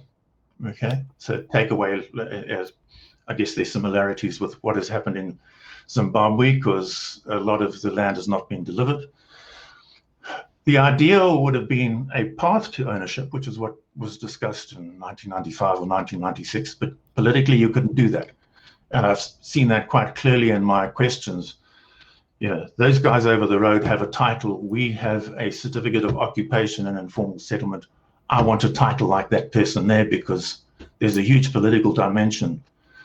White people could own land. Black people could not under the apartheid system. in the transformation from the apartheid system to open democracy, blacks could have 99-year leasehold, which is seen as an inferior title. You can't politically go and give people leasehold titles, which then lead to ownership. So it's a case of ongoing incremental work at how you get policy. It's all very well saying you're going to get stakeholders together. Well, you're not, because there's so many. There's the free market dimensions to property. There are people who are saying it should be all under, expropriate land for ownership. Anything you do has a political dimension to it, and is going to be challenged. And that's you as a land professional or a civil servant don't have too much control over that. So I haven't really answered your question because I don't know it. And the longer I've worked in going door to door, the less I think I know about, so-called answers. So there's a caution on that. Fit for purpose obviously has to be done, but you have to, my message here is you have to do door-to-door work and do the community survey and see if it's going to work. And those questions are framed at the beginning. What happens if somebody knocks on your door and says this land is not yours? Now, you don't ask it in those terms, because you might have to do a hell of a lot of running, but you ask it in roundabout ways, and what has happened, what will happen, and you ask it if it's appropriate, because you can, as a researcher, you can create huge amount of anxiety if you don't go about it properly. Okay. Something to think about. Thank you very much. And if I can say one thing, it's the cost versus quality. Okay? What is quality? I mean, it's you can go and read books from the 1970s. Okay, quality says you will not have put the price onto future generations. So that I think is the critical factor, and there's lots of publication on that in management literature. Yeah. Well, okay. Thank you for this. It should be sustainable, of course. I go to the next speaker now, Paula Dijkstra from the Netherlands, also my manager in Cadastre International, and she speaks about fit for purpose land administration implementation. Paula, please, the screen is yours. Thank you, Crit, and thank you for providing the opportunity to present here. So you have a visual of my screen, correct? Can you confirm? Yeah. Yes. Good. So I'm going to walk you through a presentation, and it's more focusing on what FIG is doing on the fit for purpose land administration developments. And it's a bit echoing what Stiek was saying earlier in his presentation about FIG. So in 2019, when we had the last physical working week in Hanoi, the FIG president, Rudolf Steiker, mentioned it in his plenary session about the need for providing secure tenure for all, or land rights for all, and also to provide best practice examples from our community, from the FIG community. So within Commission 7, I took this up as chair of the working group 7.2 on fit for purpose land administration. And in the last 1.5 years, we worked on this. Emma actually also worked on this as intern. So it's good to have her here as well, to offer a platform for the stakeholders, to be a link for the stakeholders on the fit for purpose land administration approach, and to build this capacity that Stiek always was talking about. So we took it forward, and it's we are focusing on these country implementations since the launch of the fit for purpose land administration publication of FIG and the World Bank, and the practical guidelines. We've seen several implementations, and we see also in these implementations what we hear when it's presented on conference, that there are issues with the maintenance of the data or scaling up, or how do you incrementally improve the data. So what could FIG do, or what could Commission 7 do to bundle these experiences? What are similarities when you look at the different implementations? Can we identify certain patterns, and what can we learn from that, or what can we give as professionals, give as recommendations to enrich the fit-for-purpose land administration approach? So we are working to, I would like to share with you today in this session, to share with you what the thoughts are on the publication, what we already prepared. It's not finished yet, but that you are at least informed in what we are aiming for. So we would like to link the publication to the special issue of the Land Journal. In the Land Journal, you have this 25 examples of implementations, and they are each written from their own perspective and experiences. And we would like to, within the FIG publication, we would like to look at it from the same point of view, from the same structure. We would also like to reflect on what happened after publication 60 was published. So that's the publication on fit-for-purpose land administration, and to invite people from different backgrounds, different locations, different stakeholder roles, and also who have been involved in the process at different levels. We want to describe the lessons learned and describe the path for continuation for fit-for-purpose land administration approaches. So this is similar to the map that Stig showed. We have collected where we have seen fit-for-purpose land administration approaches. Maybe you already see quickly that a country is missing. If so, please inform us, and we will update this map. This is based on the work of GLTN, Cadastre International, Cadasta, Land Equity International, Meridia, but I'm sure there are much more examples out there. So please inform us if we need and can add examples to this map. So these interviews, the blue boxes, I then show you who we have interviewed. The interviews were conducted by Crit and also by Emma and by me. And we talked for an hour with each of these people. I've seen some of you also present today, so good to have you. And it was extremely nice to talk and to learn from all these experiences.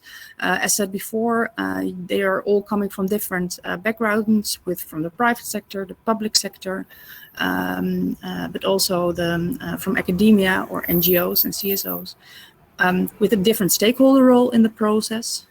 So that was really good to see and hear from these different perspectives, also from different regions and the different levels people were involved in.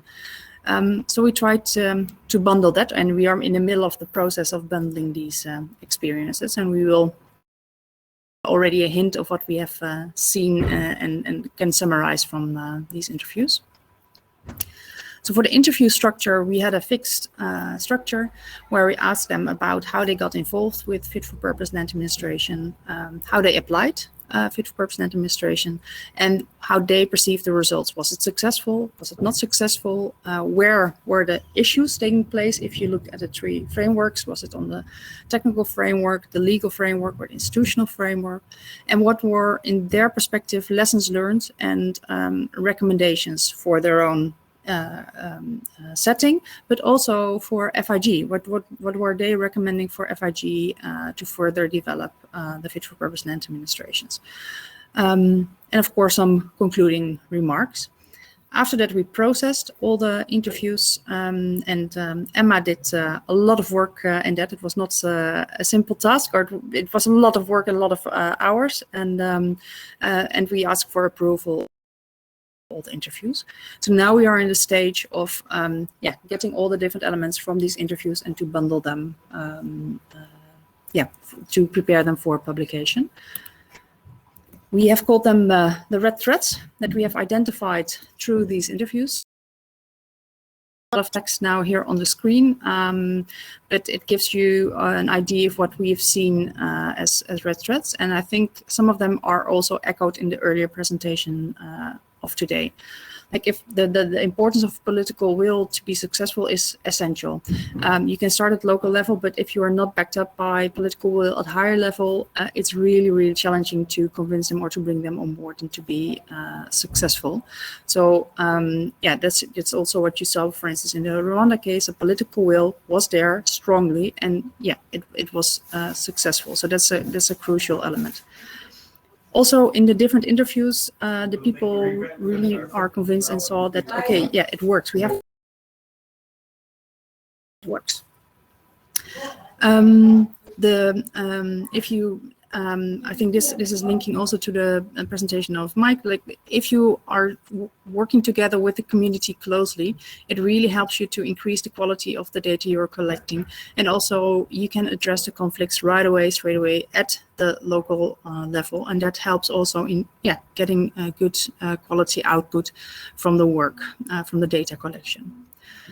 Legal framework seems to be tough, so especially when it's not in place or supporting what you are working on.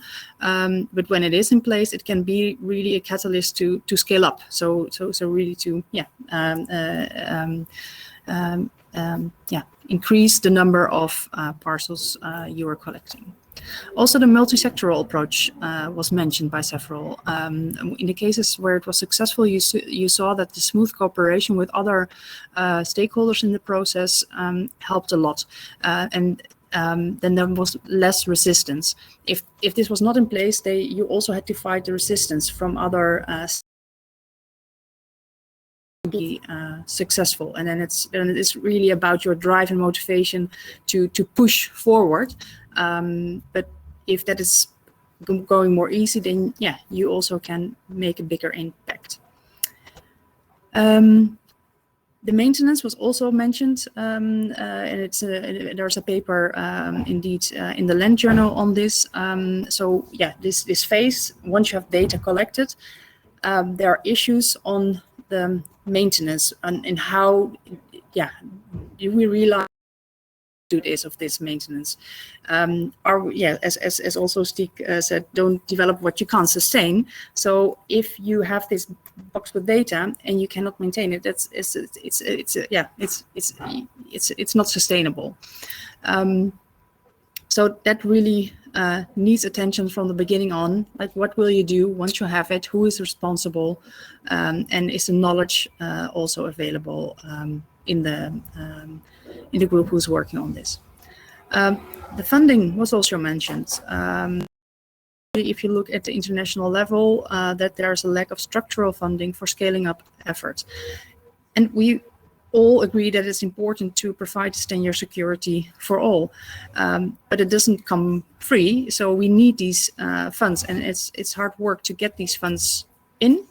So yeah, there was definitely some thoughts there that we will further develop in the publication of what we can do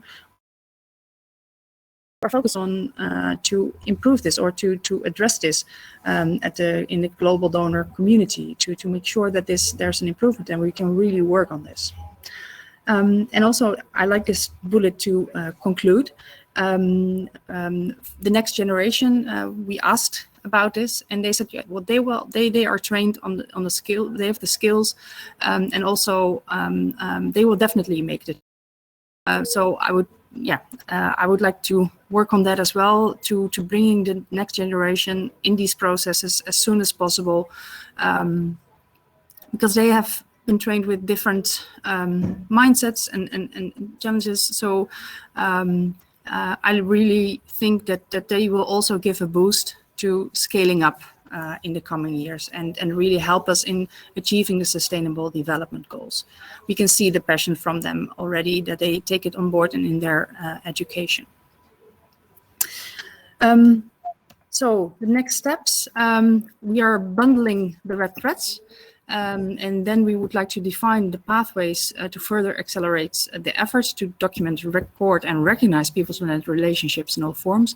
And we would like to make it a kind of dynamic publication. So yes, in printed form, but also something that we can maintain and update. So we can add links to further in-depth reading, make links to the journal with all these publications on fit for purpose land administration.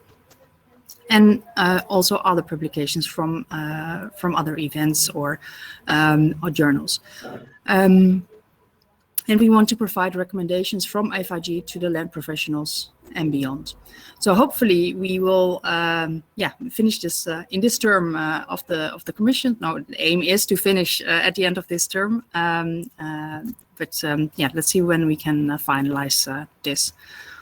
So that was it from my side on this publication, and Chris and Emma, I cannot for any questions because at 5 the next keynote starts, which I'm facilitating with Louise. So I would like to ask you if you will excuse me and you can take the questions maybe from the audience on this one. Well, thank you very much, Paula. We will go to the next speaker, so it fits very well that you have to leave. Okay, thank you. Thank you very much. Our next speaker is Kwame Tinadu from Ghana. He introduces a paradox, fit for purpose land administration. Are we on a bus bound to Abilene? Kwame, I give the screen immediately to you. So please start your presentation. Thank you very much, Krit. I had asked, I don't know if I should try to see if I can still share my screen again.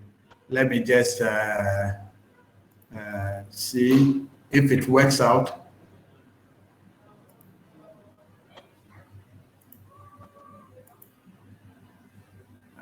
Is it okay? Do you see my screen? Yes, we can see your screen, Kwame, please. Yes, mine is just an anecdote to start. And as you suggested, I am in here not to have done any research, but to play a kind of a devil's advocate, looking at the fit for purpose narrative. And the screen you see is a story of a paradox, in one of the management literatures, and that has to do with the issues that I want to speak to. Sorry, if I may interrupt you very quickly. Could you enlarge the PowerPoint presentation on the top right? Yep. This way. I lost your cursor, but on the top right. Yeah, that's better. Thank you very much. Okay. Yes, I just speak about the story on one hot afternoon visiting the coal mine in Texas. The family comfortably playing dominoes on the porch until the father-in-law suggests that they take a 50-mile trip to Abilene for dinner. The wife says, sounds like a great idea. The husband, despite having reservations because the drive is long and hot, thinks that his preferences must be out of step if the group, and says, sounds good to me. I just hope your mother wants to go. The mother-in-law then says, of course, I want to go. I haven't been to Abilene in a long time. The drive is hot, dusty, and long. When they arrive at the cafeteria, the food is as bad as the drive. They arrive back home and 4 hours later, exhausted. One of them honestly says, it was a great trip, wasn't it? The mother-in-law says that actually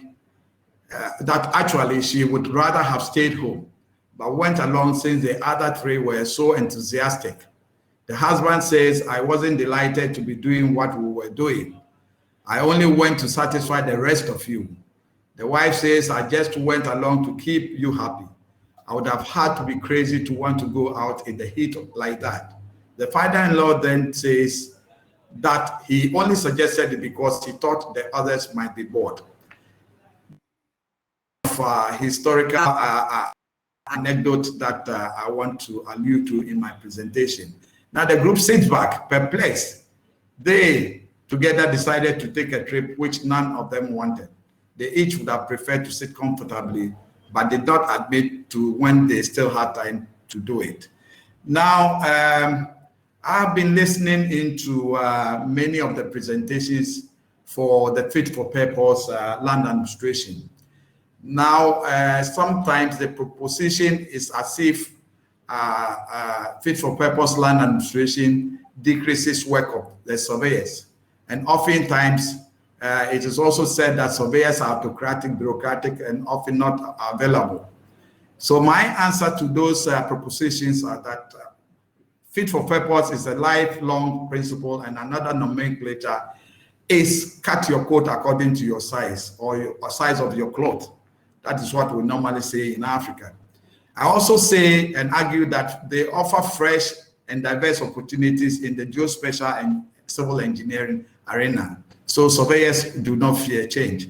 And then additionally, I think every new idea attracts people. They attract them because they are anxious. They attract them because they are inquisitive, they're expectant. And most often also could be that they are frustrated. That is why they would want to follow an issue. And for every activity, there is also a chain of command, responsibility, and liability. Additionally, it has always been, it has sometimes been discussed, and as you have been listening, that fit for purpose should be adopted by developing countries as cost and time efficient land administration system. I would argue that yes, that is good, and it could only be applicable within specific geographic and national situational context. I think this has been admitted by many speakers before me. And I will also add that it should be deployed at some European countries undertaking land registration reforms. This will create a kind of a global confidence so that if it is being deployed in the developing countries, they know the experiences of advanced countries who have also implemented fit for purpose. And in the first session, one of the speakers, Philippe, did actually share with us how he felt when people asked, and he had to say, do what I say, not what I did. That is an example of it. And I also, the paradox is that I know surveyors are deeply rooted in ethics. In arguing in advancing the course of my argument, I am quoting from the chair of the Fake Standards Network in a publication of February 2021 in the GeoConnection International magazine. And I quote, he says, today, surveyors as professionals must fulfill certain legal, regulatory, and or accuracy requirements for their clients. Typically, they will strive to do this in an optimal, cost-effective way and with the most appropriate equipment for the job at hand. Clients and customers express best value for money. Legislative authorities as well as private and public companies require confidence that the services rendered are in conformity with globally accepted best practices. And then I still quote from that magazine, and it says, using internationally and industry recognized standards is a widely accepted way of fulfilling these requirements. Then I move on, to discuss what the magazine suggests. And looking at the future trends, say blockchain, open data, geospatial information. And I quote from the magazine again. It says, the truth of this is obvious today. A potential wild west of geographic information will need pragmatic guidance of sensible geographic data standards. Surveyors have the necessary professional background, experience, and native proximity on how geographical data is collected and generated. And the question, will our future role be to create standards that ensure coherent and safe geospatial information? That is a question we all must think of and ask. And then to conclude, I've been listening to ask a question, is surveying in the category of an exact science? I'll leave it to the audience to also contribute to that. And then if you recall, early in the 70s or when I joined the profession or before then, land titling was always touted as the best form of land registration, and offering secure titles enables an economy to grow, until people began to ask the question, is titling a panacea or a tool? And then we stopped. And then my question is, were we on a plane bound to Abilene? Because all of us thought titling was the best offer for a solution to land administration, across board, worldwide, only to realize that, after all, it wasn't still the only panacea or the best panacea at hand. However, did we ever attempt to count the cost of where we had arrived? I am also arguing that to transfer knowledge best is to show by example and not only in an instructive way. In 2015 in Athens, my very good friend Brent Jones shared this a slide with us, and it reads, we offer 3 kinds of service: good, cheap, fast. You can pick any 2 of them. Good services cheap won't be fast. Good services fast won't be cheap. Fast services cheap won't be good. Does it tell us anything? Thank you for your attention.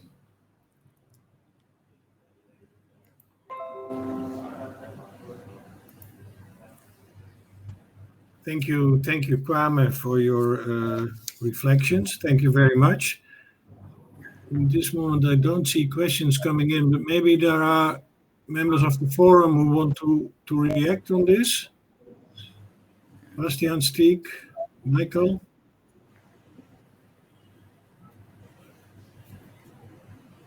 Yeah, then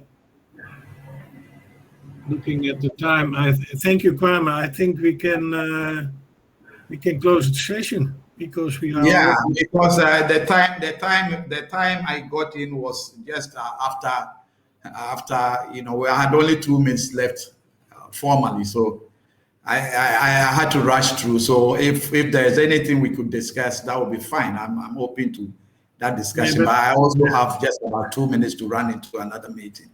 Yeah. I do see a quick question coming up right now. So if you have the time, it's from Diviani, and the question is, Kwame, according to you, what would be the ideal way forward? Well, the ideal way forward is what I had just explained, that we should try and have a global, example, fit for purpose, not only in developing countries, but fit for purpose, the confidence grows if we can have an example of a fit for purpose in a developed country.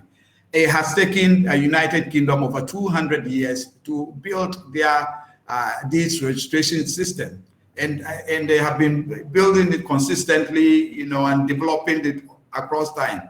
And then my context at saying that it needs a national context is that every nation, and I agree with Rwanda, for instance, they had a clean slate. They had a political will and a clean slate. There was no land administration existing, so they could take fit for purpose,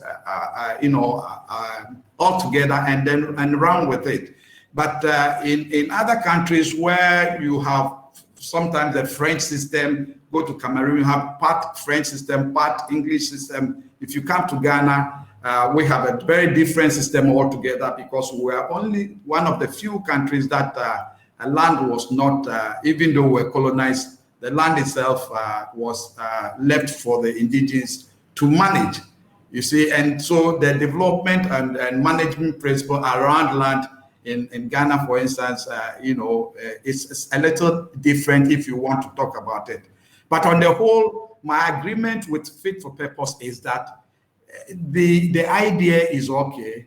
And as Steve has always, described it, but let us see how it fits everybody's purpose, not only for developing countries. That is just the argument that I come to. Kwame, this is really a misunderstanding, that it is only for developing countries. This is not true. In Europe, you can go to Greece, you can go to... I mentioned it.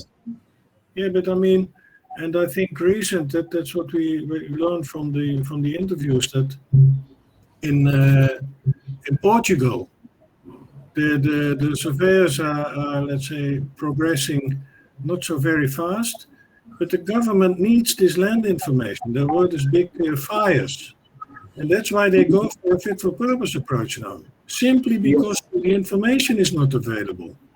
So it is, and I think in my own country, when Napoleon Bonaparte from France, came to us and established the cadastral system for taxation purposes, it was a complete fit-for-purpose approach, because the system was there after a few years, and because otherwise the taxes could not be, let's say, invoiced. So I fundamentally disagree with your proposition that it is only for developing countries. This is simply not true. I have not argued that it's only for developing countries. I said we should give more prominence to its global application, so that the buy-in can be, more global. That is the argument I was making. I participated in a program in Athens. I listened to the discussion on the way the land registration was being reformed, and I understand that the fit for purpose principles were being applied. Okay. Yes, that's the argument. In Ghana, for instance, everybody is trying to find the best technology that works fast and that works cheap, for us to also try and do this kind of quick data collection within the framework of the statutory requirements. So that is what I am arguing. I am only trying to bring these ones out. Yes. Okay, thank you, Kwame, for this. And Chris, I'm not sure if we have the time, but I think Michael and Stig both wanted to respond. Yeah, Stig, please bring your reaction. Oh, Stig, you're still muted? Yeah. Stig, you're muted. Yeah, that's right. Thank you, Kwame. It's always our discussions are always good, so I'm happy to respond. And we have a long time friendship as well, so this is all good. Now, it's just a comment on this global thing. I mean, this concept was never meant to be the global concept for land administration, right? It was developed for solving the issue of this lack of secure tenure in especially in developing countries, right? So that means that in developing countries you can still have the high accuracy titling system running next to having this fit for purpose approach to cover the rural areas and all the unregistered land. And also in developed countries, this concept may be useful in some situation where you need to cover some issues that is not in place at the moment. And with regard to building a high, very high accurate system from the bottom, you should bear in mind that the Western or conventional land administration system was all built on very, very simple measures and has been then developed over time. So this is actually the same here. The fit for purpose builds a system that is fit for the purpose of providing security of tenure, with all the limitations that Mike is talking about as well. But at least it shows by experience that we can go a long way with this. And I always argue this, and I always talk about principles. I talk about this 80-20 principle, right? The Pareto principle is called, right? So you can cover maybe 80% of the rural areas this way, and you may have 20% that you have to look into all kinds of problems and details, right? So it's not a global concept. It's a concept you can use where there's a need for it. where it solves the issues and it's suited for that purpose. Okay. Thank you, Stig, for that clarification. You see, the communication around it that sometimes happens is, or let me put it this way: I think we need to do more on communicating what they actually are, and for people and professionals within the land administration system to really understand. So thank you very much for that explanation. Okay. Can I come in? Okay. I think any land tenure administration or land administration system has to be fit for purpose. Okay, if you look at the rational model of strategic planning or policy formation, you start off with a problem context, you work out your goals, you work out potential solutions. Now, how do you rank those goals, and who ranks them, and who makes the decision? So it's a case of, and that's been around in strategic management principles for around 100 years. So anything that's fit for purpose has to be a balancing of agendas. Okay. I'll give you an example. I mean, in 1994, we were told in South Africa, you should have general boundaries. Because, it's more affordable for poor people. You go and do door to door and say, what happens if somebody builds over my boundary? Well, if they go over a centimeter, we're going to make them move. And why? Because poor people are the most likely to have their boundaries grabbed. Now, it's not necessarily saying you need an accurate survey, but you need a system of monumentation that can be replaced if somebody moves their fence over your thing. So the rational comprehensive model of strategic planning is the way to look at it, okay? You have these goals, which sound very great in terms of the design, but you look at your strategic options and look at how you balance them. And that's when you come with something that is truly fit for purpose, rather than a design template that is going to fit the landscape. And it goes between cost, quality, administration, etc. I fully agree with Mike. You wanted to add to that? Yes. Again, from what I see, the Dutch system is one of the best in the world, and they are still improving. So fit for purpose. So they digitalized all those information from the 1800s, and now they have to make it a bit more accurate than it was before. So what I think is important to stress is that, as an example, in Brazil, they established the 50 centimeter. So that was the most stupid thing that you can do in that moment, in the year 2000. So the cost to do it was absurd. So that's what we have to, and that was something that technically somebody said it has to be the most modern technology that exists. That's what we should, let's say, fight against. If it's possible, perfect, use the most modern technology, but you don't need to start with that. But that is something that was more or less established in the whole world of the geometers, or whatever you call it. That's what is wrong. And when you look that definition made, I don't know how many square kilometers of the Amazon forest be burned, that we don't have it anymore, and many other things that we see that shouldn't happen because we didn't have the idea of fit for purpose. Okay, Kwame, before I give you the final floor, I think Mike, you also wanted to say something. Yeah, when we're looking at boundaries, first of all, you've got to look at the nature of the boundary. Is it fixed? Is it a frontier? Okay, and how do people react to it? Secondly, it's, the information that you gather is just evidence of where the boundary is. You can do it, going back, thousands of years. It's people agreeing on where it is. And how can you replace it if somebody moves the beacon in the night? You can go back to the Old Testament, to describe that. The information says we can administer it. Now, is that information to give us an idea of where the boundary is, or is it for replacing it. If you have to replace it to high accuracy, then think again. But you can do that without having to go and survey it. People know. Have they got the power and so forth if somebody grabs their land and moves it? Now, I've dealt with people that have been stabbed by their neighbors because they've moved the boundary.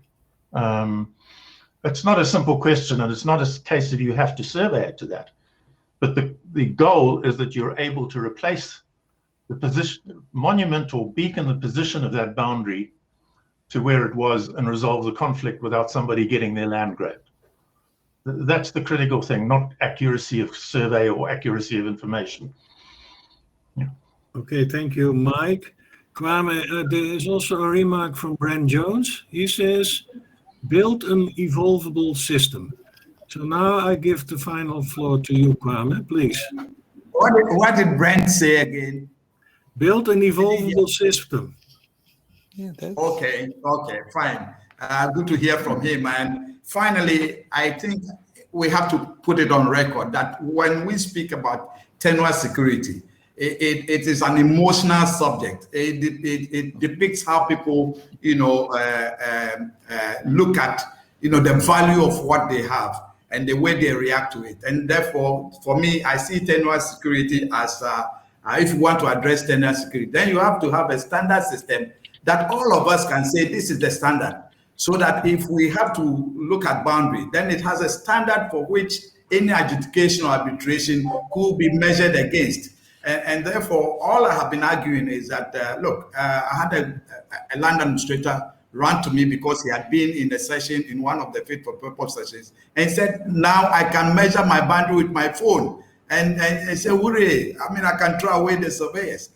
And that is why I'm saying that there's still a lot of work to be done in terms of communication, in terms of perception, and in terms of what Mike says works best to bring less conflict now and far more less conflict for the future. Thank you very much. Yeah, I think your conclusion can very well be aligned with the guiding principles for fit for purpose land administration. So thank you for that. We are 20 minutes over time, so at 5 o'clock I have my next session, and I also need some time for myself. So I like to close the session, but not before thanking the presenters for their contributions. We really have some nice comments in the chat, and also you, Emma. Thank you very much for managing from a technical perspective this session. The third episode on fit for purpose land administration in this workshop will be tonight at 7 Central European Summer Time. So I hope you can join. Thank you very much. Thank you, guys. Thank you very much. You. Thank you. Bye. Bye-bye. Bye. Thank you.